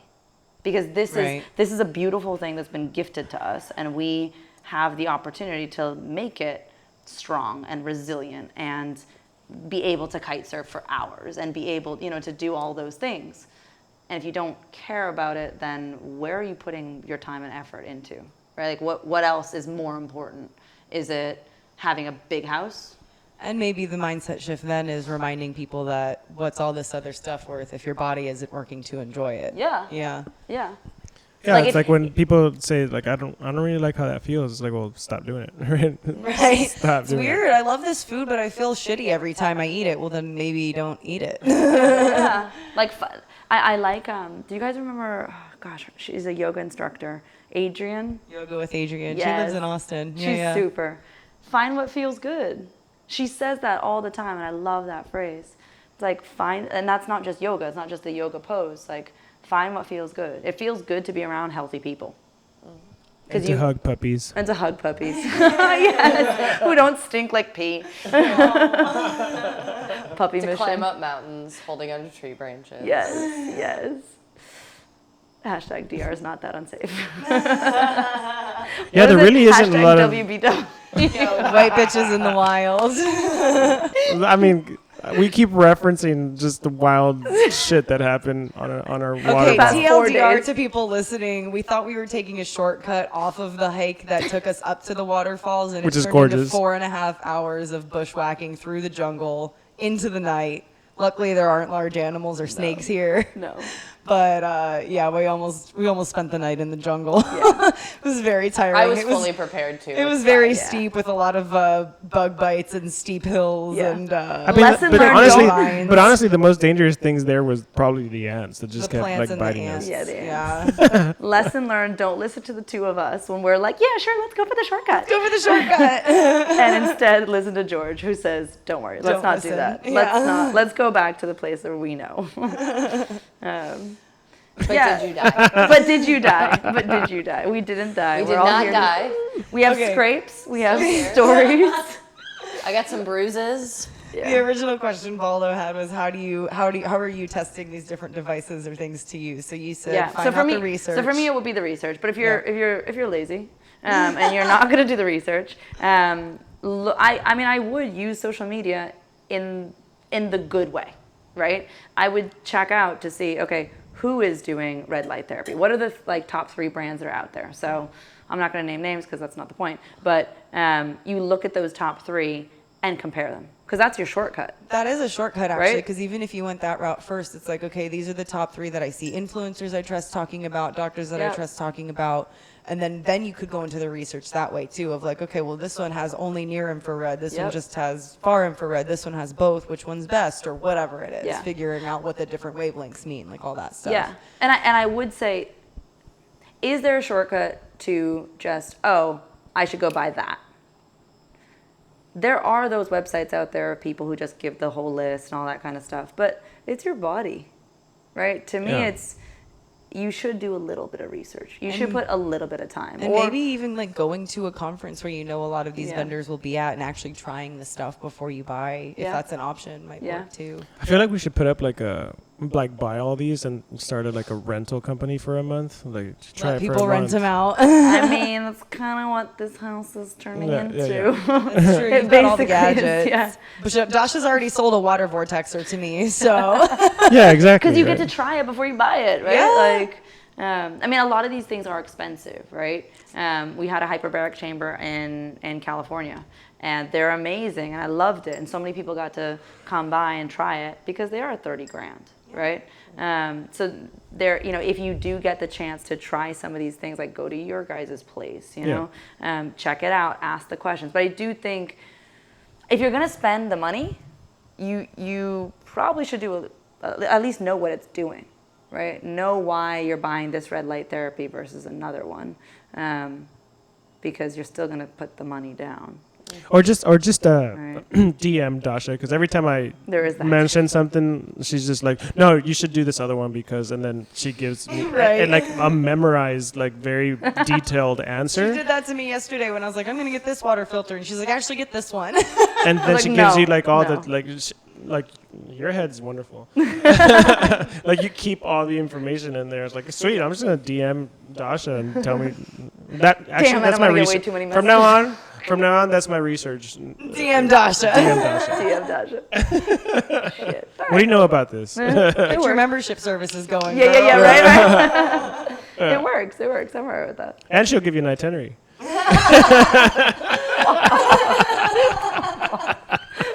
Damn, my type A is coming out. I'm blushing here. This is when you do it, how you That's do it, me where you do 90% it. of the Yeah, year. yeah. This is the least type A you've seen me, and you Yeah. still walk over sometimes. And you're like, are you on the computer right now? Yeah. This one, on her holiday, is like, let me just crank out this little article that I'm gonna do quickly, and it's done. Yeah, Yeah, that is a talent of yours for sure. Copywriting, yeah. efficient. It's all supplements you're taking. Oh yeah, for sure. All that neuromag. This one with organization is just like, what the hell just happened? How is this organized already? Yeah. What? Systems, man. I'm on vacation. I'm not thinking. Yeah. You've done. I think you guys have all done. Like today was a good chill day. Oh yeah. Today was I a did day. some work today. Did you? You shouldn't see it. I'm trying. My goal is one day with no One day work. of no work. Was it before Wait, we? it was the waterfall day. Oh, for sure. There was Waterfall no day, work There was then. no work. No, I didn't do any work. Oh, I did. I checked in. In the I did woods. check in. No, when we got back. All right, tomorrow's Sunday. We can I agree paid not all to the do rent. anything We're tomorrow. good. I can do no work tomorrow. All right, done. No work. Nice. We're not working I'm tomorrow. a woof. I got to do a little bit of work every day, or I don't feel like I'm. What's a living. woof? You're functional, most functional for 3 hours a day, but in those 3 hours, you can accomplish what 90% of people accomplish in 8. Oh wow. You're definitely not working for 3 hours tomorrow. I was like, no. What I am not working tomorrow. I'm just saying. Perfect. what does WOOF stand for? Oh no, it's just like an animal type. It's one of those fun There's an animal called a wolf. What's the acronym stand for? What is this? I Nothing, need to there's know. no I need to know acronym. this. Did you say wolf? Yeah. Oh, yeah, I wolf. heard wolf. I've heard wolf. Wolf, like a woof woof. Like A wolf. That's her That's She's saying her wolf. Midwest accent coming out. that's my Midwest O's and A's alone. John would be excited I said bag. Okay. That's like Like Benedict a wolf, Cumberbatch. like he like can't say spirit animal wolf. That's like Benedict Cumberbatch can't say penguin. The word penguin. Penguin. What does he say? Penguin. Penguin. I love Benedict Cumberbatch. That makes me love him even Yeah, more. Aaron over here being like, grab my bagel out of the bag. Go out of the bag. Not wrong. Awesome. This is It's awesome. so not wrong. John giggles every time. He's like, "You just said bag." Yeah, shout out to our other co-host who didn't make it. Is Didn't not make here. it. You didn't bring down a DR. Yeah, Would yeah. have killed us in the jungle, so it's Oh, probably my a good thing. What would he have done? He would have killed us. He'd have walked us off a cliff. He's come on a couple hiking trips where we got lost as well. Like one time it was in the Wait, hold on. So this is not a me thing. This is you guys It's a caused. Baldo thing. Actually, it was you who caused us to. Oh yeah, because Jose wanted to marry her. That's right. Jose, That's our right. guy That's wanted right. to That's right. impress her. There's proof of this now. Why? It's the only marriage proposals I'm getting, so it's fine. So the reason we went on this shortcut was because our guide. Well, he wasn't even our guy. No, he he was the wasn't. old man who lives on the mountain that joined us, and then he was like, "I live here. I know a shortcut." And it's because he wanted to impress Aaron because Impress he wanted Aaron. her to marry him. Yes, he's probably Because he enjoyed walking 70? up the mountain behind me. He enjoyed, Yes. he enjoyed the view. Hashtag dad ass. And then he asked me to broach this contract. Yeah, I could hear you guys talking, and I'm like, I'm just gonna keep walking. Like, fuck He's like, this. "Can you Can negotiate?" you ask her? Can you ask her? And then what did she say? Yeah. She said, Oh, "Take wow. me on a shortcut." No, I did not. I did not want that. This will be the 1 minute clip we released. Right. Hashtag dad ass. Hashtag marriage and DR. DR marriage. It's the only proposals I'm getting. White bitches in the wild. All right. So you were saying you've gone on hikes with him before. So the first time he went on a climbing trip with us, I don't know how we got lost, but it was in the desert, and like, it's really difficult even when you know what you were doing. But we had brought two people that had never really gone climbing with us. We, meaning Justin, my climbing partner, and I, and for some reason we decided to trust someone else with the route. Because he had a more advanced watch that GPS and all that stuff, and it's the funniest thing because the freaking thing kept saying to go right even after we had gone right, and it just and within like 30 minutes I was like, I've never been this lost.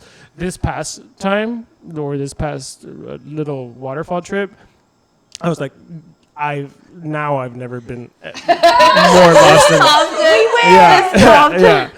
But that happened, and it was in the desert, and he was cramping up, and so at that time he was also the least experienced person there, so he really didn't have much to say. So I don't know how much he was freaking out up here, but at the end of the day, like, we still made it back somehow. You can always find your way back. But did you die? But we didn't die, correct. And then there was another time on a mountain that had a lot of snow that the trail just kept getting lost, and I went too fast and he just stayed behind, and same thing. So so since then I'm always the person that stays behind the group just in case something happens, which is That makes sense. Yeah, because it was like, I'm not gonna have that again, because then it sucks worse to have to then go back and find someone. So I'd rather just stay in the back, you know. So that's the story there. But out of, like, I don't know, 100 mountain climbing trips, like, we've been lost maybe 3 times. So No, 4. now 4. I had no clue where I was. I was just trying to stay alive. Ignorance is bliss, right? Like, that's basically. Yeah. Yeah. Had we known now what we knew then, we wouldn't have taken that shortcut. Correct. I just kept thinking, why do we keep going uphill? This feels wrong. Well, the thing about it is that it was this whole idea is like, whose fault was it? Was that fault? Like that fault? Like It was like, all of our fault. and We at all some point it's like, look, follow the only them. thing we can agree on, no matter what the argument is that this definitely was not a shortcut. Like even even if we would have gotten it right on the get go, it still wouldn't have been shorter. Than, Most definitely not. Yeah. Right. Still would have had to go over the mountain for where he was taking us. Like, Yeah. Through the pineapple field, yes. through the bramble, And the fire ants. and the fire ants. Worse than Texan fire ants. I'll give you guys that. That's the. Like, they're fast. I feel like here. we're not selling DR very well here. But no. In defense, I meant to tell you this earlier. When I was walking on the beach, there's so many kite surfers like pulling off on the beach, and therefore there's a lot of strings on the ground if they're landing their kite or whatever. Someone's handle started moving on the ground next to me, and my first reaction as a Texan was snake, and I like jumped away from it, and then I was like, hold on.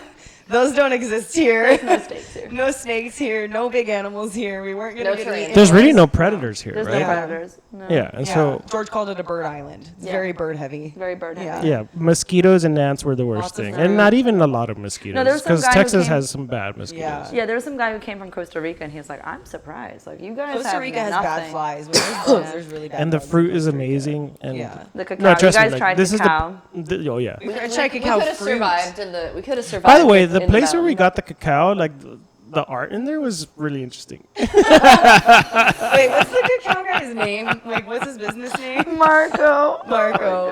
Okay, yeah, we got cacao from a cacao farmer, and There that was, house was erotic mushrooms.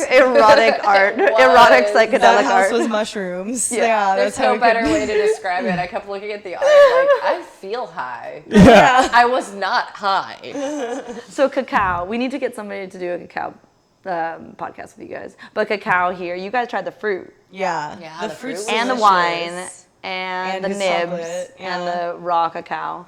Like I feel like in the States we don't. I had never tried cacao fruit before I No, came down here. no, that and was it's my like first time. you crack it open, right? You crack it open, and then there's this like awkward phallic looking. Weird, fleshy, white. Fleshy white gooey, beans, yeah. It's so that are yummy. sour sweet. Yeah. They were delicious. Yeah, They were very good in the And then yeah. the bean in the middle is the actual cocoa. Right. Once you crack it open, that's And the it's nib bitter. inside, and it's wicked bitter. And that's the thing you roast to then get. And it's purple when it's fresh. Yeah, it's really pretty. We would have been fine. There was plenty of food in the jungle. Yeah, we were finding George tons had of us. fruit. George had us. We would Yeah. have been fine for a couple days. Yeah, we had chinola, passion fruit, Passion fruit. lemons, Grapefruit. avocados. We're like climbing back up the mountain. Allison's handing me a cholola, and I'm like, I don't want that. I just want to be off this fucking mountain. I think I said that a Meanwhile- couple times. Yeah. And then you had a boost too. Yeah. Boost gets you through. That's what Baldo and I shotgunned boosts when we were climbing up Table Mountain on accident in Cape Town. Oh, in Cape Town. Yeah.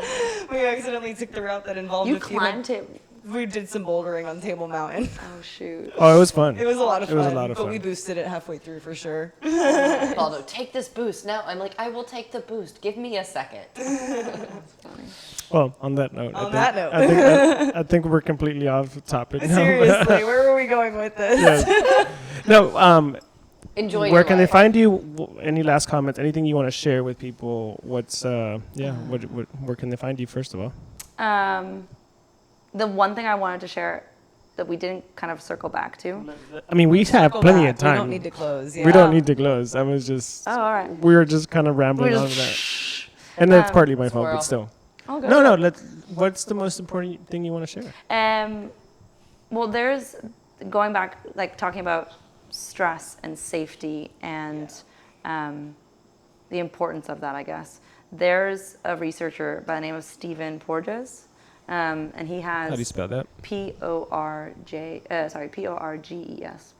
Okay. Porges, I don't know. Borges. Porges. Stephen Porges. Okay. He has a theory called the polyvagal theory. I've heard of this. Have you guys heard of it? I have, but yeah. Yeah, I'm familiar with it. Yeah. I've just recently started reading about it, and it suits, it fits, it makes a lot of sense to me, which is the idea that, so we've got the vagus nerve, right? It was actually two kind of going down. It's the largest cranial nerve and goes down from the base of your skull all the way down. And from there, it branches off to the rest of your organs, right?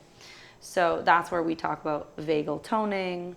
And if our vagal tone is strong, then we can be more resilient, right? We can adapt to stress. So, for example, if your vagal tone is strong, if a car cuts you off, you're not frozen, right? If trauma comes and happens to you, you don't get into freeze.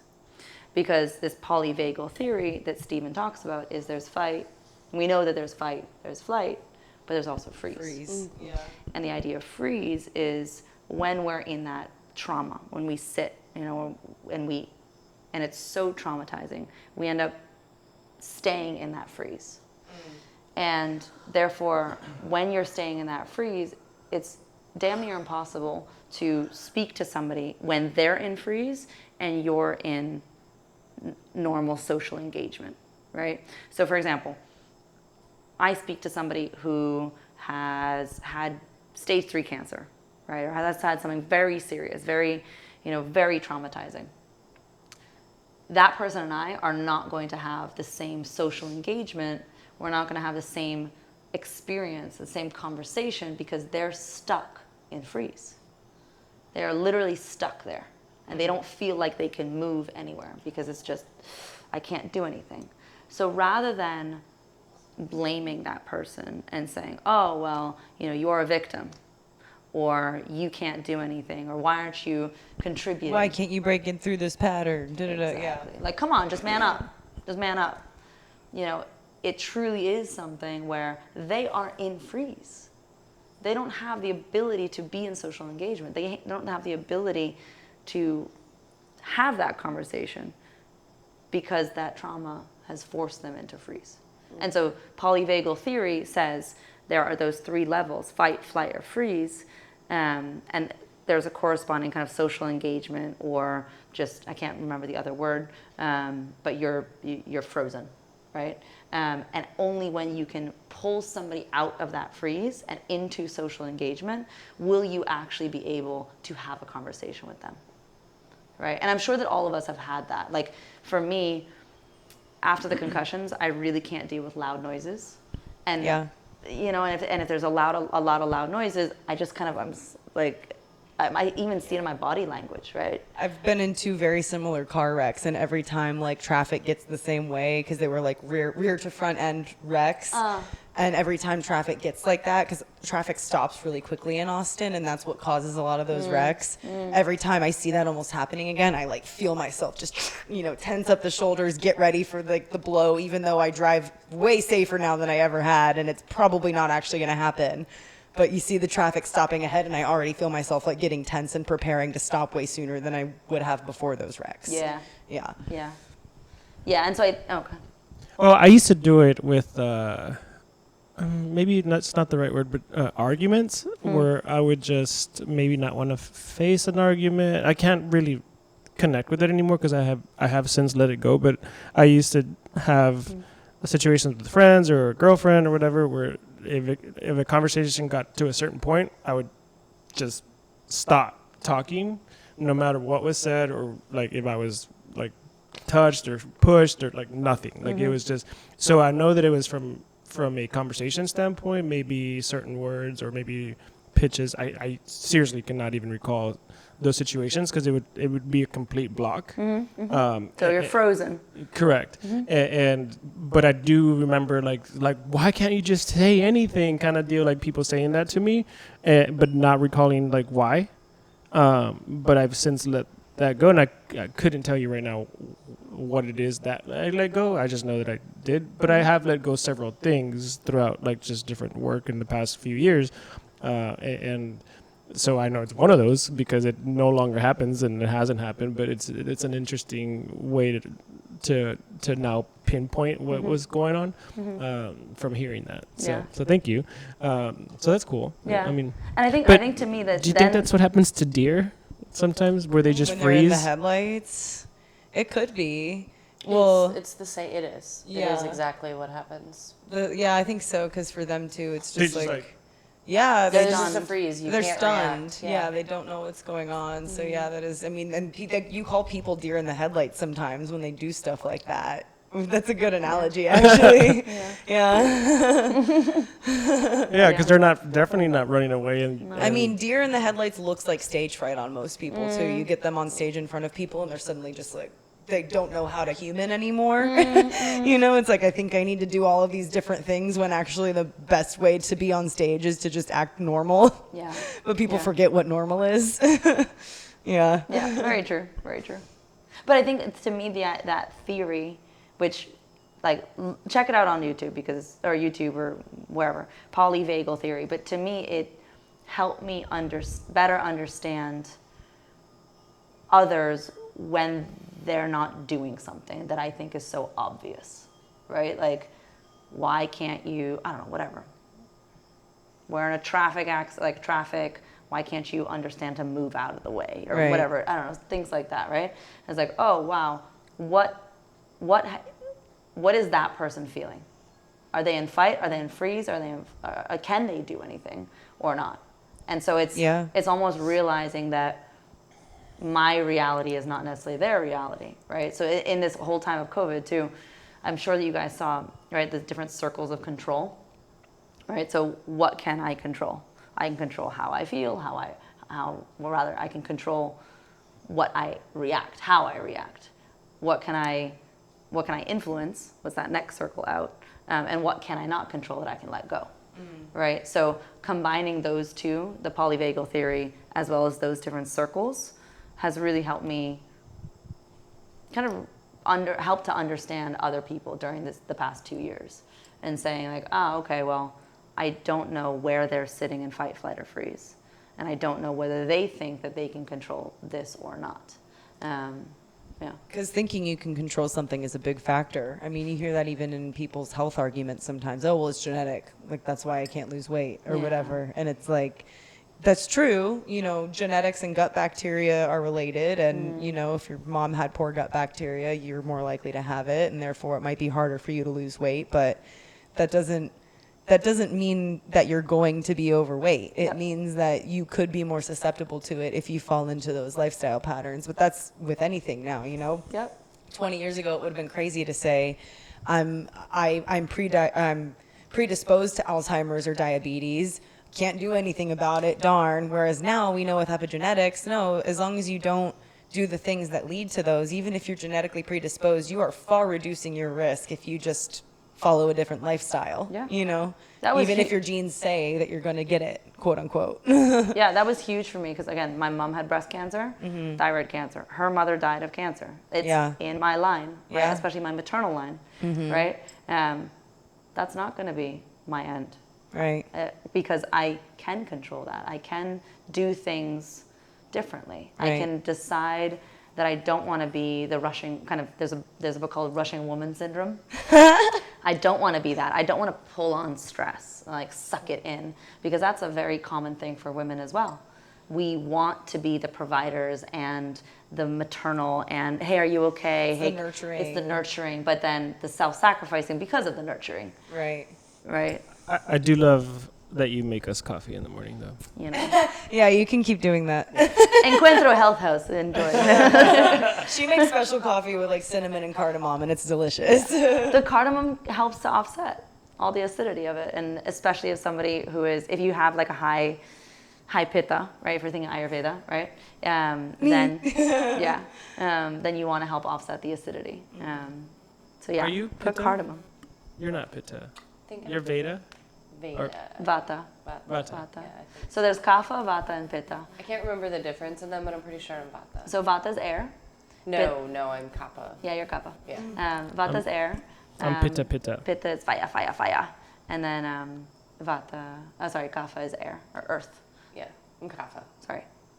Vata is air. Pitta is fire. Kapha is earth. Yes, I'm Earth. Slow it down.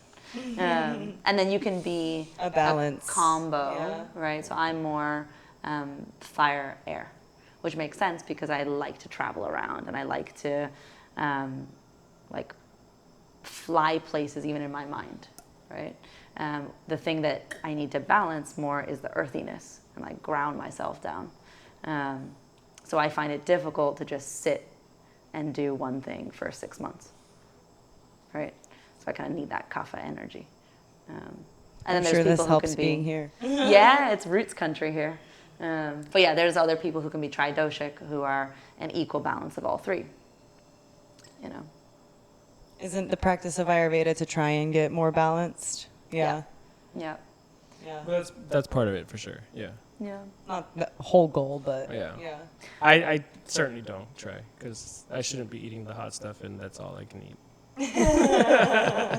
Some people would And say I that, shouldn't be doing handstands, and I love doing handstands. You know, it's just, again, find what works for you. Find Yeah. what feels good, right? So some people, they, like Ayurveda is the way forward for them. But It's changed their life. I also look at it like, especially like in the handstand, which is a very fiery practice, right? Like, it's like, well, how can I be more cool during a handstand? Yeah. Like, how can I practice? And so I focus on like, how do I Cooling control my breath. breathing during a handstand? Because most of the time, people, if you see them practicing handstands, they're very fiery. I'm usually trying to do a handstand and release my breath in 8 seconds, and then take an inhale in 4 seconds, and so I'm trying to practice my breath work during my handstand, or even during sometimes I don't land my handstands, but I'm still going up and down, and so it's like, okay, focus on my breath during the handstand, and so I like that way to approach the Ayurvedic. For those of you that are studying that as well, is like, how can you be that other thing during the thing that you want to still do? Yeah. Yeah. I like that approach to it. Yeah. It makes sense, right? Like, I mean, if you're doing something fiery, I think the whole goal of Ayurveda is just like, yeah, do the fiery thing. Even if you're already a fiery personality type, just don't let it hurt you. Yeah. Right? Yeah. So if you, how I've been taught it is you want, there's different elements, right? You want to try and balance it. In your case, you should be doing Ayurveda, classical Ayurveda would say that you should be doing things that would help balance. So if you're feeling diseased though, right? Like that's the thing. If you're feeling fine, if you're feeling healthy, then don't do anything else, right? Right. But that's the thing, if you are feeling disease. So when I was apprenticing in a clinic in India, and people would come in and it's like they have no good digestive fire, right? So anything they ate, for example, would cause them bloat, would cause them inflammation. They just weren't feeling well because, hi buddy, bye buddy. And they were that they didn't have enough agni, the digestive fire. So then in that case, don't continue eating foods that are going to make you sluggish, right? It's like what you were saying. If the food doesn't feel good and you feel crappy, don't continue eating shitty foods, right? So it's the same thing with Ayurveda. So if you're not feeling well, then look into your doshas. Look into what are the things that are offsetting you incorrectly. So in my case, when I was flying around all the time, I was too vated out, is kind of what people can say, right? I had too much air energy. And it's like, I feel spacey, you know? Yeah. So in that case, don't be eating the raw vegetables and the raw foods because that's very full of air. Be eating more of the unctuous foods, be eating more of the curries and the stews and the warming things because that'll give you more, like, the balance off of the air, right? Curry is delicious. Yeah, you had us try the curry at Kite Club here. I had it again today. So good. If you ever come to Cabarete, go to Kite Club. Great prices, delicious food. And kite surfing. You're not getting commission. Sponsor us. Yes. Yes. Maybe that'll get Kirby Lane to sponsor us finally. Yes. Dropping other names. Yeah, that's very true. Any final words, possibly? Feel like we should wrap this up? Sure, Or, wrap it up. Yeah? What's your, I know we talked a lot about like the safety and fear and things like that. What is your biggest takeaway advice for someone to go from what we talked about today? I know we jumped around a bit, but the safety and fear thing was really big for you.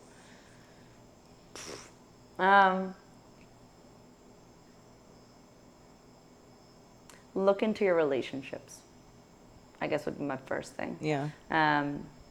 And realize that you don't have to be in all those relationships.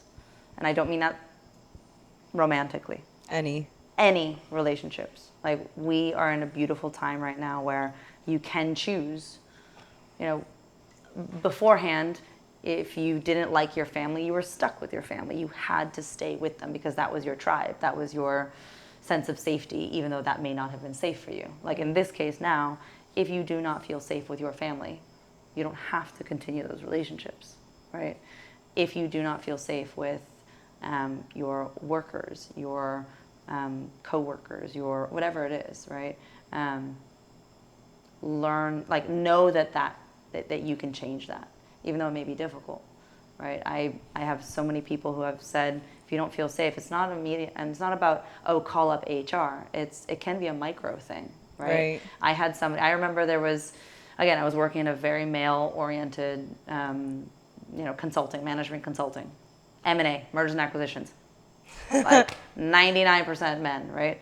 And I remember I had a guy there who would compliment the clothes that I wore, right? And it was fine and fair and fun, right? There was nothing wrong with it. I didn't feel anything wrong with it, right? And one day it crossed a line, just a little too far, just like that extra little comment. I didn't call HR. I just said, oh, you know what? I've got your wife's number. Let me just call her and I'll just let her know what you said because, I just feel like that she should know that. Boom. In that moment, he's like, Dash, I'm sorry. That was a little too far. Right. But like, be comfortable with playing with that. And that means not necessarily like you didn't cut that relationship off. No. You just said, hey, that crossed the line. Here's the line. Let me remind you. Yeah. And then we're good. And we're fine. Yeah. I feel like sometimes we can take good lessons from animals. Like a cat, it's all up in your face, letting you purr. And then when she doesn't like it, it's a little she scratch. Nips. She's a little nip. It's like, no, I'm good. Sets that boundary. And she doesn't let it continue. It's not trauma for her because she nips it in the bud right then and there. And so I think even that, like those relationships, you can start setting those boundaries small so that you do feel safe. So yeah, I guess safety for me is very much most of the time interpersonal. And so how do we make sure that we feel safe interpersonally? And if you don't, how can you do micro things to get yourself feeling safe? And that probably means assessing what that is for you. Yeah. Like you need to actually think about what are these things what are the boundaries for me? Yeah. And then how do I go about setting them? Yeah. So ask yourself, right? Is this somebody that I could call upon at 2 a.m. and be able to sleep over their house and feel comfortable that nothing would happen? Is this relationship something where we're both being served, or am I constantly the one that is giving, and what am I really getting out of this? Right. And it is a good time right now during COVID. It's a good time to reassess those relationships, right? Like we are in a time of change and turmoil, if you will, but a time of rebirth too. So I think use the excuse, if you will, to be able to say, yeah, this person maybe friendships are here for a season, a reason, or a lifetime. Maybe the reason has gone on. Maybe that season has passed on. Maybe they don't need to be a friend for a lifetime. And I've learned what I need to learn, and okay, bye-bye. Like, say it with grace. It's still a gratitude. success, right? Like that. Still success, yeah. Like, just because you're not going to, the friend, so many people want to keep on with relationships because, oh, I've been friends with them since I was 10 years old. And? Well, there was a really interesting podcast I was listening to, and it was about relationships. It was a 10 episode, but like romantic relationships. Sure. And I think he was a psychologist, was describing it as the only successful long-term relationships are the ones where one partner dies. So you can be together forever, and if you break up before a death, it is not a successful long-term. And I was like, that's a really interesting way to look at that. Because it's saying you have to spend your whole life together In order for it to be a success. like a successful long-term relationship. And I'm like, that's an interesting way to look at that. Not wholly wrong, not wholly right. So it's, yeah, like you said, evaluate, see what needs to be there and what doesn't. Yeah. But then that means that it's a failure, and I don't think he meant it that way. Okay. Just the way it was cited was like, that is the definition of a long-term relationship. Like long term. If someone dies? Yeah, like if the end is death. Oh, wow. Is the only, like, the specific definition of a successful. Huh. I thought it was interesting. It doesn't necessarily mean it's right. It's funny because when you said that, my first inclination wasn't that the life ends. It's that the person feels gone. Yeah. Like, it's almost like you're giving, like, in order for the relationship to be successful, one person needs to completely overly give. Yeah, I don't think Such you meant that- it that way. that's but how it I was read just it when a you very first said interesting that. way Yeah. to look at it. Not a yeah. physical. Well, I mean, I got into the word failure just because I do feel like a lot of people want to look at things as a failure or success. Black or white. Right. Yeah, Black or white. and I think that in itself I is actually think it was is more an like issue. the Yeah. definition Right. of a long-term relationship versus the successful is what mattered there. yeah. And I'm always like, nothing's a failure, right? Like Yeah, everything's I just think he an meant just opportunity that is to the learn, actual yeah. definition Yeah. of a long-term relationship is death ends it. Yeah. But I do agree with you. Like, you see this especially when romantic relationships end, is people feel like, oh, I feel like I failed. I feel like we failed. And it's like, no, you had 10 great years together or whatever it was. You're just not in the place to continue that. Take what you learned and bring it into your next relationship or whatever. Like, It was still successful even in it taught a lesson. yeah. Well, my coach Johnny was telling that to someone during the podcast where we first shot with him at Solar Punk, and he was doing his thing that he does with people, and someone was mentioning that, like, about a failure about a relationship, and he asked him, well, how long was your last relationship? It was like, oh, 10. It's like, it sucked, like, whatever. He's like, you obviously stayed with this person for 10 years for a reason. There's a lot of success in that, right? Like, Right. maybe that's not the person you want to move on from, but what in that is going to work also, right? With the What did you next learn? person. What Yeah. did they learn? What was your purpose in each other's lives? Because sometimes it is a purpose and you don't know it when it ends or when you're in the hurt, or, you know, like, I wouldn't be in a lot of places that I am if I hadn't had those specific breakups or those specific ends or whatever. And some people just don't go to the next phase of your life. What's the contract? Yeah. Right? Somebody once told me that we all have contracts throughout this life. And the contracts, you know, you and I have a contract of some sort, Yeah, which and who knows neither what it of is. us know what it is, but I may need to learn something from you and vice versa, or whatever the contract that we need to kind of fulfill, right? So it may be that as a relationship, a romantic relationship, you know, you're in that contract for 10 years and you fulfilled it. That's not a failure. Yeah, no. That's a beautiful success. You fulfilled the contract, you can move Yeah. on. It's like you've learned the lesson, you can now move on. But it's still a short-term relationship because it didn't end in your End whole in life. death. Yeah. Yeah. It's funny because same thing with Johnny. He mentioned something about like what if you started off a relationship and made a contract about when it was over, how we would exit that relationship, like in the sense Like a of, business contract almost. Yeah, and I was like, well, when we're done, like, we're still gonna be happy because, because Because we had whatever. these experiences or whatever. Yeah, and he finds that it's a very successful practice, I guess. But yes, it's very much like a business Yeah. in a sense. But what's like everything is everything, right? Why should a business relationship be different than a romantic relationship, other than the fact that you're gonna get physical, right? Yeah. But I mean, it's not, right? You guys all work together. I've seen how close you guys are. yeah, Like, not physically. We're also a Not cool physically. company. You're also a cool company. You're also a very cool company. But it is, like, I see the relationship, like the closeness, the bonding, the understanding of each other's strengths and weaknesses, right? yes. That's what a romantic relationship How could does, that? too. Yeah, how could that be on any other way if we didn't have like an actual relationship, right? Like it's not like there's no moment that I ever feel like, oh crap, like we're in danger of like if these things don't happen, our company's not gonna succeed. I don't feel that ever because if anything, it's the opposite. There's a lot of safety in that we're gonna pull each other, Yeah. and just to use that safety reference, but it does feel like that. Like I feel a lot of confidence and safe that we're gonna figure it out Yeah. together, and that's cool. Yeah. I think we're at the end. Yes. So how do they find you? Website, tagline, all the things. Website is wealth.community, whealth.community, www.whealth.community. And my Instagram is _dash of health. Dash of health. Dash. Dash I of love that health. handle. Yes. Just a dash. A dash of Dash of health. health. Please. But again, if you DM her, she'll I was give you just- way more than a dash of information. I was gonna say, I'm happy to shell out information. Yeah. Last bit is, you asked, like, where did this come from? My purpose and my interest is to show people the different technology and things that work, because I was in such a bad place of not understanding any of this stuff and not knowing any of this stuff, that if I can get one more person to understand about red light or about whatever, all this stuff that we do, like I was geeking out about water with you, right? Like if I can pass that on, then awesome, because there's so much so much misinformation. So that offer that you gave to everybody, please actually do that. Feel free to DM me. And ask her about her retreats, because it's awesome down here. Sweet. I mean, we've had our own little mini retreat here right, with her. Yeah, it's been amazing. Yeah.